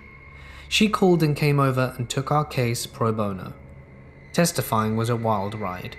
We had to put in official statements prior to being called to the stand. We were not allowed to be in the room where a family member was testifying, nor were we allowed to talk in the halls as we waited for our turn. Imagine reliving 2+ years of traumatic experiences, being cross-examined where you're made out to be a liar and then not able to have your family come to support you afterwards was not ideal. There was enough to put him away for 1.5 years, as well as grant a felony restraining order. We moved while he was still incarcerated. My sister passed while he was in prison. He immediately tried to sue her estate as she was 21 at her death when he was released. He claimed that her testimony from him running up the car at her and her partner was false, and the only reason he was locked up, not the real case as there were harassment and stalking charges, and that the money people donated to a GoFundMe for her accident he was entitled to. There are so many more details, but this was already long enough. So let's not meet, Mr. Sampson. Let's never ever meet again. You made us prisoners in our own home. Clearly you're still the same and have not learnt a thing from your time locked up. I worked as a food delivery person in a hospital when I was younger. I mainly worked on the floor that was like a nursing home for older patients. I took a tray into a room once and asked the woman if I should leave it on her tray or if she was going to get up and go to her table. She told me not to bother because she wouldn't be needing food anymore. I was required to leave it, so I just said okay and left it on the table. I went back about an hour later to pick up trays and her room was empty. She'd passed away. I'll never forget that. I used to work med-surg. Sometimes when the ICU had room, they'll put some overflow patients down there, and we'll float down to take care of them. About 3 or 4 months ago I floated down there. It was great because I only had to manage 3 patients, and I'm used to having 6 or 7. I hear some commotion and yelling down the hall, so I ran down there to see if the nurses needed help. I get to the room and see the nurse tech backed against the wall crying, and 3 ICU nurses trying to hold this man down, while a 4th gives him Ativan. Apparently he was withdrawing really bad from both alcohol and narcotics. I listened to him and realized what he was freaking out about. He was trying to sit up and scoot back, and he's screaming, "My legs, let go of my legs, you're burning me. Guys, it's trying to pull me off the bed and it's burning me." His legs were in soft restraints, and the nurse by his feet was trying to check to see what was wrong with them. But she wasn't pulling on them at all. But even when she wasn't touching his feet, he was screaming. Because someone wouldn't let go and they were burning him apparently. Almost like a demon was trying to pull him to hell. He died within about 1.5 hours of that. I don't know why, but it scared me so badly that I thought I was going to puke for the rest of the night. My dad is a doctor. When he was a resident, he attended a woman who was in an ATV, the 4-wheeler type. It was a big accident. After a few surgeries, they managed to stabilize her. My dad didn't perform surgeries, he just assisted. A few days later, when he was doing routine checkups on her, she was awake and he came in the room. My dad asked her a few questions, and after a few of them she interrupted him, sat down on the bed and said, "You're a really good doctor. You've done what you can, but it's of no help. I'm going to die very soon." My dad claims she looked very pale and said those words very calmly, and died a few hours after that. I have cared for many elderly residents passing away, but my favorite story was a sweet lady called Vi. She was very weak and just beginning the process of actively dying. We were trying to pull her nightgown up to make sure she was dry, but she started fighting us tooth and nail to keep her gown down, while she stared into space. She'd never given us any lick of trouble in the department, and she had no modesty issues with the staff. We waited a couple of minutes and tried again, but she kept looking at the ceiling and batting us away with her hand. She was stone deaf, so there was no point explaining ourselves. Finally, on our third attempt, Vi motioned with her hand and shouted, "Not in front of the angels." We backed off for a while after that, and she passed away that same night. Years ago, my father worked security at a hospital. The only place he didn't like patrolling was the morgue. There really wasn't a whole lot going on in the morgue, but sometimes the dead people on the table or vault would get up, moan, fart, burp, and other things that dead bodies do. Even though my father knew there was no need to worry, it still startled him. Sometimes a hospital nearby would use the morgue if they had overruns, and also the local police department would use it. So one day my dad's at work. He's talking to a receptionist called Debbie, who is a large, middle-aged older woman, and seems to be in okay health. They're just chit-chatting, usual small talk, and she lets him know she's really not feeling good today, and that she hasn't felt good for the past few days. My father mentions to her that maybe she just needs to go home and rest. She's been working hard, and perhaps needs to take it easy for a while. As they're talking, she says, "No, this is a different kind of feeling," and that she genuinely feels really bad. So my father goes back at the end of his shift to check up on her and says he'll catch her on Monday because it's Friday and the weekend's coming up. Right as he was leaving the hospital though, he was overcome with a very uneasy feeling. So Monday comes in and she doesn't show up for work. Tuesday and Wednesday roll around and she still doesn't come in. So my father asked her co-workers about her, and they hadn't heard from her, so my father guesses she must be taking some time off. The week progresses and Friday comes around. While making his rounds, he has to inspect the morgue. As he goes in, he does a quick sweep, but his eyes are drawn to a fresh body laying on the slab in the middle. He casually shines his flashlight in the direction when his stomach drops. He sees the body of his co-worker lying there on the slab, dead. Strange things have been happening in our flat. So for starters, I am a practicing pagan and have been my whole life. I am no stranger to the paranormal. I regularly sage our home or bless it while burning incense. We frequently have windows open, allowing a breeze through to whisk away any negative energy. I have a lot of experience with Ouija and seances. What I'm trying to say is that I'm not new to this kind of thing, but I'll be damned if they don't freak me out. I moved into the flat on the 14th of December 2018. When we came to view the flat, I immediately felt a positive energy. It was like I belonged there with my little one. The energy remained positive for the longest time, and little things happened. For example, I'd put my phone down in the living room, pop up to check on my daughter, come back and my phone would be nowhere. I would spend the next 10 to 15 minutes searching for it everywhere to no avail. Then I'd go back to where I had left it, and you guessed it, right there it would be. Now, of course, this could be put down to simple absent-mindedness on my part, but after it happened not only to me but also my fiancé and friends who regularly visit, I'm inclined to believe it's something a bit more. I own a Ouija board, just a cheap little thing. I store the board in the living room, currently on the bookshelf, and the planchette in my kitchen with my other witchy bits. It would frequently fall off the bookshelf or the fireplace or the TV shelf, regardless of how it was placed. And of course I have no logical explanation for this. One night after my fiancé had moved in, our daughter was at her dad's for the weekend, and my mum was over for dinner, and we did a séance.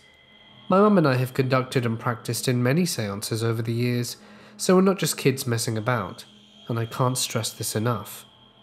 We were slow to start, the energy was low, but we soon had something come through, but it was sluggish and easily confused. It was finally able to tell us that it was not alone and that something was stopping it from communicating with us. Whatever was stopping it came through stronger and started asking us to lend it our souls. Nope. After a while, without much contact, we closed the séance and saged the crap out of the flat just to be safe. And at first it seemed to have worked, until a few weeks ago when lockdown started. Our little girl frequently gets in bed with us. She's 3, and we co-slept until we moved in here when she was nearly 2. We have times where she spends most of the night in her bed, but since lockdown began, she wakes up at least 2 to 3 times a night, gets in bed with us, as her room is right next door, and there's a light from the bathroom so that it's not too dark, and she's never had a problem walking from her room to ours, often without us even realizing she's got into bed with us.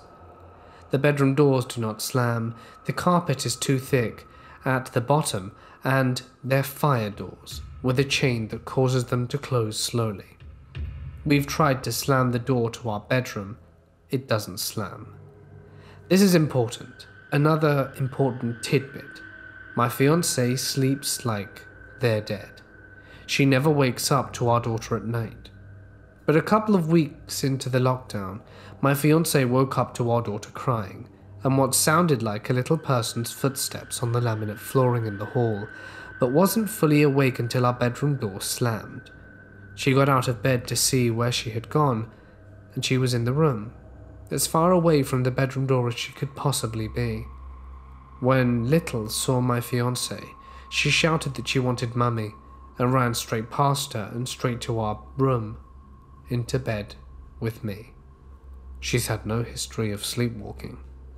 The next morning we spoke about what had happened. I had very uncharacteristically slept through the whole thing, up to Little getting into bed with me. This is important to note, as I always wake up every night, and I wasn't especially tired. There's no reason for me not to have woken up like normal, and yet I slept through it. We came to the conclusion that firstly, the door should not have slammed, particularly if my little one had pushed it slightly open to get into bed with us. Secondly, why did she run out of the room instead of just getting into bed with us as usual?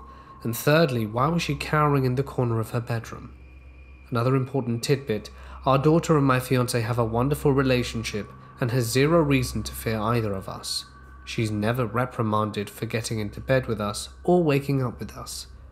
Now this is creepy, but it gets spookier. Later that day, we were all sitting in the living room, and our daughter's phone, used for Paw Patrol and kids puzzles, that was on the fireplace, fell rather violently without rhyme or reason. We were all sitting down. Daughter wasn't jumping about. Our neighbours weren't banging on the walls, and there was no reason for her phone to have fallen. There have been times where the living room, which stays open when pushed all the way, has randomly slammed with no breeze or anything that might have caused it to close. And then our little one woke up. I went in to soothe her back to sleep. She had kicked her covers off, so I pulled them back over her. Then she woke up again talking about a monster under the bed and asking me if she was safe in her bed. She had a mid-sleeper, so there's space under her bed, but she'd never worried about monsters being under there before. I wanted to share our story and maybe gain some outside perspective on it, and I'll keep anyone updated on what else happens. But I cleansed the flat today, and I'm really hoping it does the trick. I was walking with my cousins about 14 years ago when we find what looks to be an old burnt-out house. So naturally, being kids at the time and having no sense of self-preservation, we decide to explore it. Mostly it was just full of charred wooden crap and junk, but then one of my cousins found an entrance to a cellar outside. We busted the old, rusted lock off the door and looked downside. It was dark down there, and we didn't really have any reason to go poking around it. Plus, we were starting to get creeped out, so we kicked some dirt down into it and walked off. When we get about 15 yards away from the house, one cousin says he hears a noise and we stop. And yep, there was a noise like someone coming up the rotting cellar stairs of the house. We peek back through the trees and see a dark kind of fuzzy shape crawl out the cellar which we left open. It looked like a big old dog. Then it stood upright. We hauled ass out of there and ran off in different directions like morons, each convinced that the cellar thing was chasing us. I ran right through some briars in a panic and tore my arm and legs up, which got me in trouble when I got home. We were all fine otherwise, but did avoid going back there in the woods in future. Closest thing I can figure is there was a small black bear living in the cellar. Maybe it had another entrance we didn't know about, and we woke it up. But seeing something hairy and dark come out the cellar then stand up was like being in a horror movie. I never want to go into that house again. When I was about 4 years old, my house caught on fire. My bedroom was on the second story, and the fire was on my side of the house, so my room filled up with smoke. I remember someone waking me up that night, thinking it was my mum. It was a sweet woman's voice and told me to go sleep in my sister's room. I was never allowed in her room. I was the annoying younger sister. Then my mum woke up later that night to the smell of smoke and went to find us. She said my room was so filled she couldn't even see her own hands. In a panic, she went to wake up my sister to help find me, and she found me asleep on my sister's bedroom floor. If I had not woken up, I would have suffocated in my sleep. I had burn marks on my floorboards until 8th grade, when we moved out. When I was 5, I had my first paranormal experience. I lived in a small town in Washington called Colfax. I lived in a big house that overlooked the town. The house had 2 stories, and my room was on the 2nd floor. My parents stayed in a room on the bottom floor, so I was upstairs by myself all the time. At night, I would be awoken by my door being opened. This black figure would come in and stand next to my bed. The first times I saw it, I thought it was my mum, so I said, "Hi, Mum," but there was no response, so I just rolled over and fell back asleep. I asked my mum why she would come into my bedroom at night, and she got a confused look on her face and said that she never did that. So I got curious. That night I decided to see who was standing next to my bed. That night, when the figure came in, I looked at it in the eyes and realized that I couldn't look into its eye. It had none, or face for that matter. It literally had no face. It was just this black void that seemed like it was endless. I laid there frozen in fear and just stared back. After a while, I gathered myself again and continued to just lay there because I wasn't doing anything. I wasn't afraid of it, because I figured if it wanted to harm me, it would have already done so. So after a while, I fell back asleep, and when I awoke a little while later, it was gone. I told my mum all about it, and she told me that I was just dreaming and that I had an active imagination. I learned not too long ago that she would actually come up to the hall outside my room and stand there for a while, but she never saw anything. She also abandoned the effort after a bit. I wasn't the only one to see this figure, though. My friends came over for a sleepover one night. We were all up until about midnight, mainly because my mum told us it was unhealthy for us to be up late, and we were up for another hour talking before we all fell asleep. I had mentioned the ghost that came into my room at night, but never talked much about it. We were awoken by my friend Sophia screaming. We all got up and asked her what was wrong. She said there was a ghost in the room. My friends told her that she was just trying to scare them, because I had said something about a ghost that came into the room. My mum came up a few minutes later and my friends told her that Sophia had a nightmare. The next day at school, I spoke to her and asked her about it. She told me that there was a dark figure standing in the middle of them, since they were sleeping on the floor around my room in sleeping bags. When she screamed, it quickly disappeared. I told her that it comes into my room every night, and it was friendly and never said anything and just stood there. Sophia came to sleep over a lot since we were young and nobody cared that we stayed in the same room. We would sit there and it would come in. We tried talking to it, but it would never respond. I'm 17 years old now, and have since moved away from the house, but still at night it comes to my bedroom. It's followed me wherever I've lived, but does not come into my room as often anymore, or at least when I'm not awake. I'm not afraid of it. I know it doesn't want to scare me. I take comfort knowing it's watching over me, and I'm curious if this is something that has happened to others. This actually happened at my friend Mackenzie's house, which she had only lived in for about a year or two at the point of the event. I don't know when, but I came over to her house to use the Ouija board before anything crazy really happened. We set up candles, switched off the lights. I even read somewhere online that you can use a silver coin to keep a spirit from sneaking through, so I put one on the board. Literally nothing happened, and we got bored. So we went into the garage to listen to Edgar Allan Poe poetry because it was far scarier.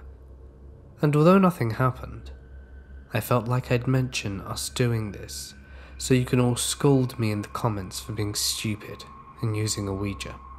Just don't get your hopes up, because we continue to do dumb stuff throughout the whole experience, and I thought I'd mention it because this is when we got the name for the ghost.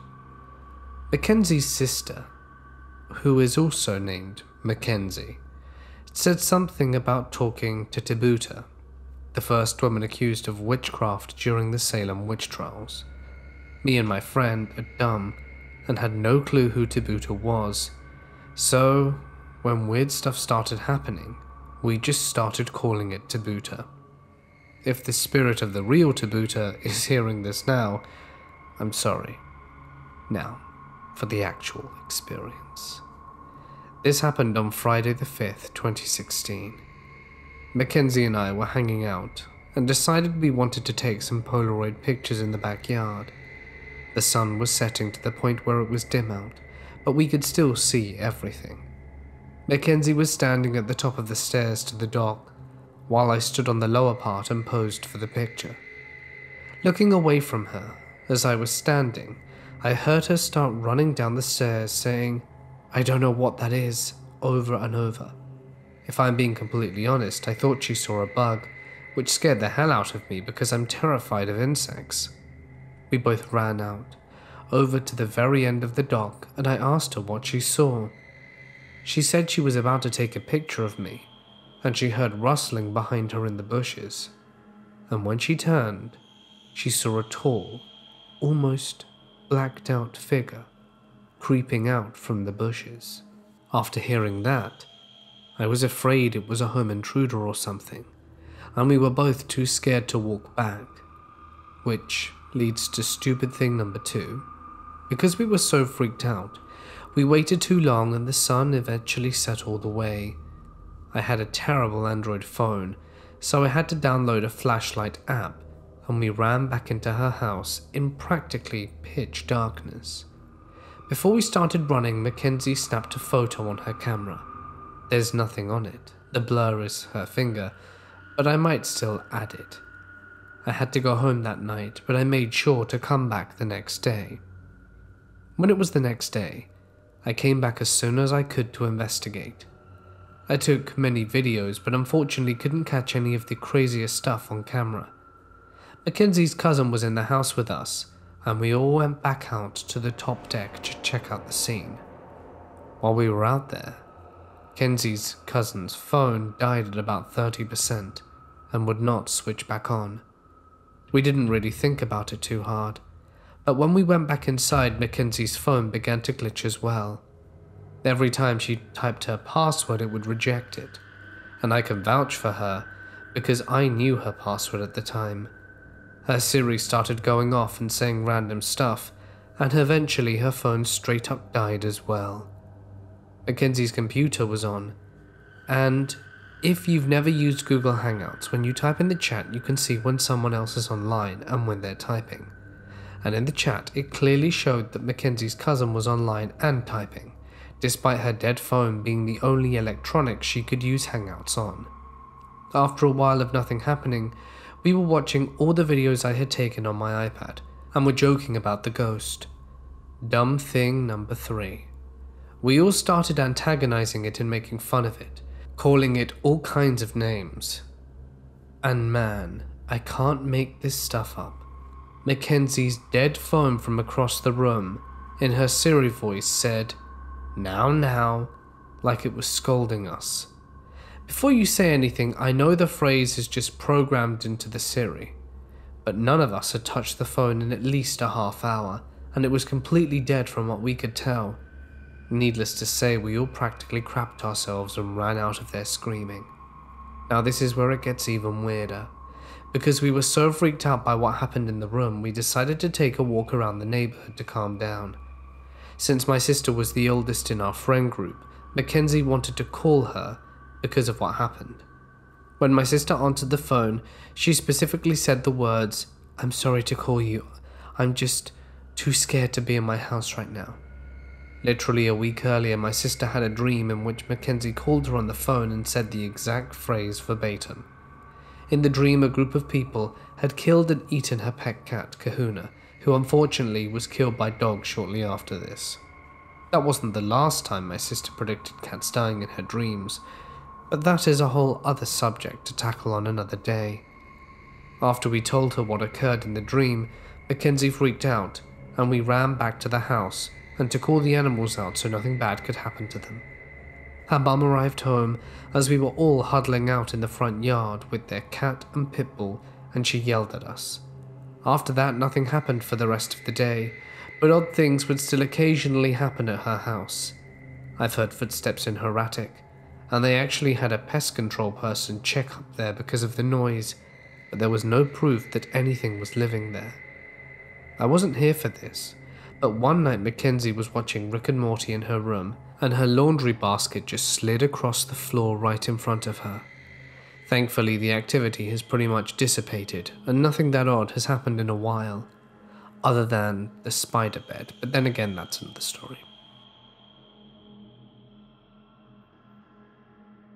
My first job was at a skilled nursing facility. I usually worked day shift, but I had picked up night shift because they were so short-staffed. We only had a handful of people working at night, so it was pretty quiet. I'm sitting at the far end of the nurse's station, which is at the end of the back hallway. I hear a call light go off, and I remember thinking it was strange because the resident who lived in the room had end-stage dementia and didn't move much. I go to the room, and the blinds were moving, and the patient looked like she was sleeping. I called her name, and she didn't respond, which was her baseline. But then I put my hand on her shoulder, and she was dead cold. I turned the call light off and turned the light on. She had passed, and from the coolness of her skin and stiffness, I think it had been a while. I then went to find a CNA to help with her. I also figured the blinds were moving because of our old heater that sat under the blinds. I go back to my desk and check the chart for funeral information and such, and the call light goes off again. At this point I thought maybe a CNA was calling me to the room, so I walked back up down to the hallway to look for them. I then cancelled the call light from the nurse's station. There was no one around except for sleeping residents. I went to the nurse's station, where one of our CNAs was sitting reading a book. I told her what happened, and she said she had been there the whole time. We head back down the hallway to find the light going off again and the door shut. Maybe I had shut the door, and maybe the heater was moving the curtains, but I'll never quite understand the call light. I truly believe she was letting us know that her soul was free from her body, and that she wanted to say goodbye to us. She was a long-term resident who never had visitors, and I truly think we were all she had in the end. Nothing ever spooky happened in the room again, or at least not for the following year that I was there. I'm usually a pretty jumpy person when it comes to supernatural stories and such, but for some strange reason I wasn't scared at all. It was like a peaceful goodbye. I don't know how else to explain it. When I was in high school, I got the flu very badly. I had such a high fever the doctors were worried about seizures and/or brain damage. In the hospital, and after they were able to get me to a semi-human temperature, they wanted to x-ray my lungs for damage. I went to walk to radiology, but my doctor saw me, panicked, and said I should not be standing, let alone walking, so they plop me in a wheelchair and roll me down. My nurse situates me near the machine and tells me to wait there for her, and then we'd get started. She left the room, and I just was kind of looking around, waiting, and I saw another nurse, very pretty with dark hair, in the room. She told me to go with her. I shook my head and said no, and the other nurse said I needed to stay here. The pretty nurse asked if I was sure, and I said yes. My nurse came back and began to get me ready for my chest x-ray. It was then that I noticed that the door she entered from was the only one, and the pretty nurse was gone. So in the end, I think I was dying, and an angel told me to go with her, but I said no. I had a patient with cirrhosis related to fatty liver. I cancelled him heavily prior to this for him to lose weight, but he didn't heed my advice. He developed diabetes and then developed a terrible, non-healing ulcer on his leg, then the other. Both soon spread to gangrene and he was admitted to hospital for bilateral leg amputations. He only said one thing to me after he woke up after the operation. "Doctor, good news, I've lost a bit of weight." He died a few hours later. I miss him very much. Back in high school, around the end of my junior year, it became popular to go on these adventurous endeavors to haunted places. Literally a group of about 30 of us would carpool to some abandoned house one weekend, or to some secluded forest the next, spending the days at school in between searching for more places like these. Anyway, we had this cavalier nature about us when it came to potential hauntings. At some point, a friend of mine who was several years older than me told me about how he and his friends would do similar things when they were young. His childhood home backed up to a huge farm, and he and his friends would spend their days fishing or hanging out on this farm, so they were quite familiar with it. The owner, apparently a very religious man, a priest or pastor maybe, had owned the farm and a small house on the property. The story went that the owner had been locked up for murder and died in prison, leaving the farm to whoever, and it wasn't kept up. However, upon hearing the news of this man's demise, my friends told me that he and his friends had decided to go into the house. I guess the windows had been busted out, and they opened the door and walked in.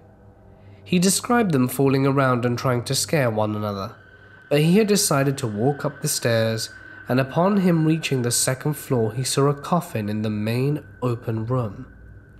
The way he had explained it to me was that he didn't know what it was, and immediately sort of sauntered over to check it out, only to have the sudden flash of realization that this was a coffin in an abandoned house. I suppose he and his friends made a quick retreat from the house.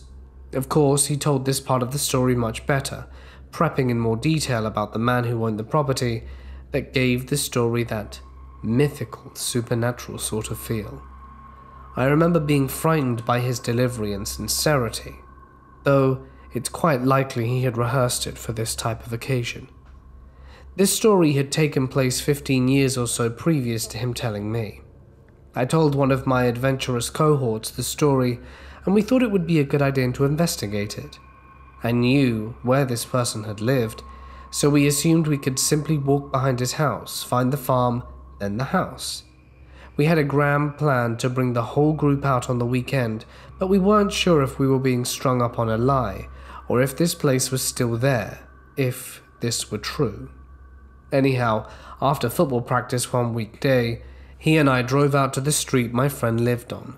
There was definitely a farm behind his and his entire street's homes. We decided to go ahead and sneak into the yard and onto the farm to see if the house was there. Once we made it through the manicured suburban yard and through the brush separating the farm, we were knee-deep in overgrown field. We sort of hacked our way through a bit, and sure enough, we made it to the edge of the hill the house was on, only 100 or so yards away. We had made it that far, so we decided to go to the edge to investigate.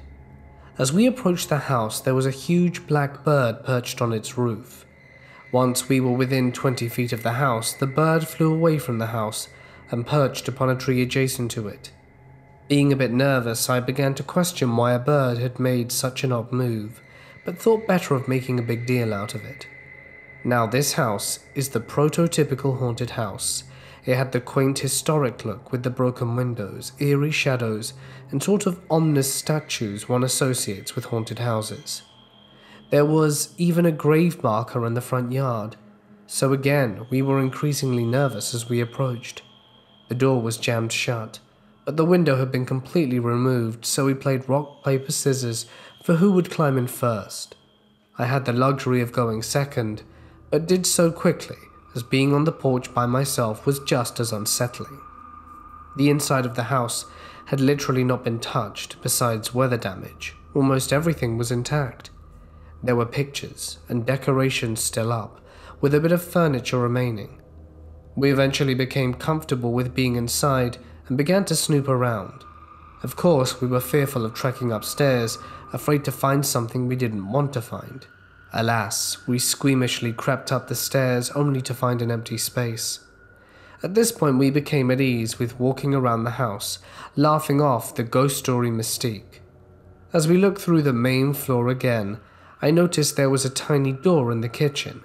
It was about knee-high. Undoubtedly, we flung it open, only to reveal a dark stone stairwell that a person would have to crawl down. Its presence alone was terrifying for some reason, but it had a landing about halfway down with stairs turning in different directions and out of our sight. However, perched on the landing, and partially concealed by the wall to the other part of the stairwell, was a large rectangular wooden box, a coffin. Now, my friend and I weren't exactly small people, so I would imagine the sight of us pale-faced, with a cartoonish hair on neck, shocked expression trying to both squeeze out of a window at the same time would have been quite comical. Not to mention that both of us in a dead sprint heading away from this house through waist-high weeds. I still laugh thinking about both of us running like that. Anyhow, we turned to look back about halfway to the end of the farm, just to see the massive black bird fly back from the tree and onto the house. We probably made double time from that point on. The last place I worked, like so many other wards here in Denmark, had a 6-hour room, where dead patients stay for 6 hours before they're checked again for signs of death and moved to the morgue, still attached to the hospital. It's rather large. Not sure if that's a thing in other countries. The patients are required to have a call line within reach in case they wake up and are in fact not dead. So there are 5 or 6 call lines in the room. Anyway, it was an ER, and we had a fair amount of dead patients wait in that room over the years. Every now and then, and usually during a night shift, the call light would go on from that room, even without any patients in there. You just have to go down there, turn them off again, and sometimes they would go on again just as you left the room. Creepy as hell. I never liked going down there. I always felt alone. I don't know, it was thick or tense. The technicians came and checked the connections and stuff, but everything worked without any problems. I was taking care of an elderly patient. A very, very elderly patient. Actually the oldest person I've ever taken care of. I don't remember why she was admitted, but it was minor and she was due to go home the next day. She was A&O times 3, a very sharp lady, and she and I were having a nice little chat, and I was getting ready to wrap things up when she said, "I just want to know, who's that little girl who's standing behind you?" The hairs on the back of my neck raised up. I ran through a quick assessment again. She knew who she was, where she was, what year it was, why she was in the hospital, yet seeing invisible children in her room. What? I assured her there was no one else in the room. She's very nonplussed about it. I go outside the nurse's station and have the "my patient is hallucinating ghost children, please help" conversation with my nurse in charge, and she goes, "Oh, your patient is in room 26? Yeah, I figured. She's the 3rd or 4th person we've had there who's seen little children in that room." I work as a teletech while I'm in school, and when the unit secretary leaves for lunch, I will cover the desk for the time being, since it's right outside the tele room. I was sorting the heart rhythm strips, and someone walked up to the desk and said he was looking for the exit. I pointed him in the direction right as I looked up to acknowledge him standing there and saw he was in a gown with the wristband. So I asked him his room number and to wait while I called his PCA to walk with him downstairs. I called the PCA and gave her the room number. She told me, "That can't be the right room. That patient died about 20 minutes ago. Was it his family?" I told her he had a wristband on, but maybe I had heard or was given the wrong room number. She came to the desk to cover the monitors for me, and I went to go peek into the room he told me and see if it was the wrong room and to find which room he was in. Sure enough, laying dead in the bed was the same guy who walked up to the desk no longer than 10 minutes before I went in there. I am a nurse who used to work the graveyard shift in a psych unit in a large hospital outside Chicago. Normally there would be 2 nurses in our shift, but on this particular night we had Joyce, who was still on orientation phase. When it was Joyce's turn at around 2 a.m. to have a 1-hour break, the charge nurse, Pam, told her she may use the MSW's office at the end of the hallway, so the night supervisor couldn't see her sleeping. This office has a couch which anyone can comfortably sleep. About half-hour passed, and I saw Joyce in the hallway looking so terrified. Pam quickly glanced up at her from the computer. "You're up too early. Go back." Joyce, who's pale and out of breath, "I just had a dream. It was almost real. I dreamt that I was in the same dark office lying on the couch, and there was a black cat looking at me for a long time. Then, slowly, I felt like 2 hands were choking me in the dark. I couldn't breathe. Then the cat jumped across my body. Then at that moment, I woke up and it felt so real." Pam, who now had her full attention on Joyce, "Look at your neck. You have red scratches."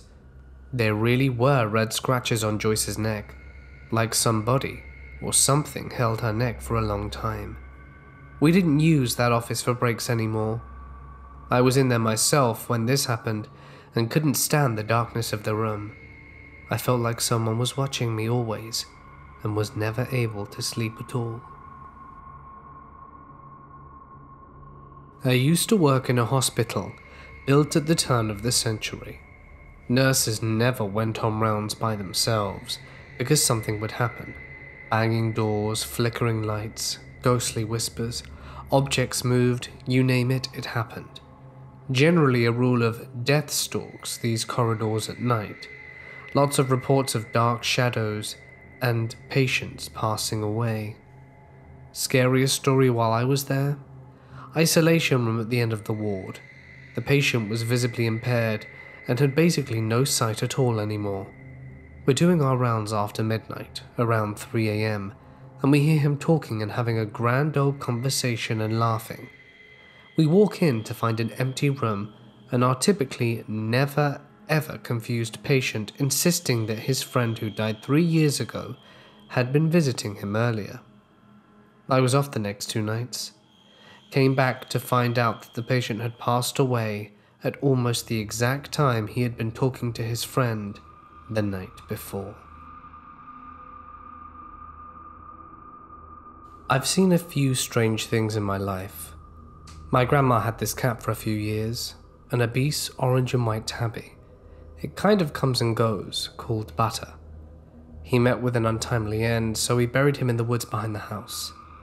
One day we were all having tea and toast, and I walked by his couch to see him sitting there grooming himself, legs straight up in the air. I kind of waved at him to swap me and say, "Hi, Butters." He stops and gives me that eyes half open stare and goes right back to town grooming. I walk into the kitchen, waited for my toast, and stare at the photo on the fridge of this fuzzball of a kitten, and realize that Butters is long dead. I slowly turn around and everyone seems to notice and ask me what's wrong. I tell them what I've seen, and my grandma gives me a somewhat pleased look to hear that her cat is visiting. I'm pretty sure we have a ghost cat in our house. It has happened often where people will ask if we have a cat on their first visit. When we answered them no or why, they usually all would say they could have sworn they saw one out the corner of their eyes. I have personally seen it once, clear as day, but it was there for a second and then it was gone. I personally like having it around. I don't have to feed or take care of it, and yet it keeps us company. Anyway, I figure if you're going to have a haunting, it could be much worse. I'll take a cat any day over a creepy shadow figure. When I was a kid, I spent a lot of time at this house that was the headquarters for a small theatre company that I worked for. There were several stories that people had about seeing various ghostly things there, but one of the ones that kept coming up was a ghost cat that a couple of different people claimed to have seen. Now fast forward to 2 years ago, my girlfriend and I were staying at the house for a few weeks while we were working on a show. She had only become involved at the theatre recently, so I didn't know any of the old stories. There was an actual cat living there at the time, and we always slept with the door closed because we're both allergic. So one night I wake up to get her out of bed, and she's saying something like, "Come on, Persephone, get out of here." Then bend down as if to pick something up, then gasp, then a moment later climb back into bed. The next morning she told me she had a dream where she heard the door open and she got up to see a cat in the room, and figured Persephone had pushed the door open to come in. So she got up to pick her up and put her out again, but as she reached down to grab the cat, it disappeared. Since that's not what's supposed to happen, she figured it was still a dream. So I said to her, "I think you met the ghost cat actually." And she was like, "What ghost cat?" So I told her the history of it, and she asked me to describe what people had seen. A white, short-haired cat, as opposed to Persephone, who's a grey and long-haired. At which point she sort of freaked out, because what she had seen had appeared to be white, but she had just assumed it looked that way because of the lighting.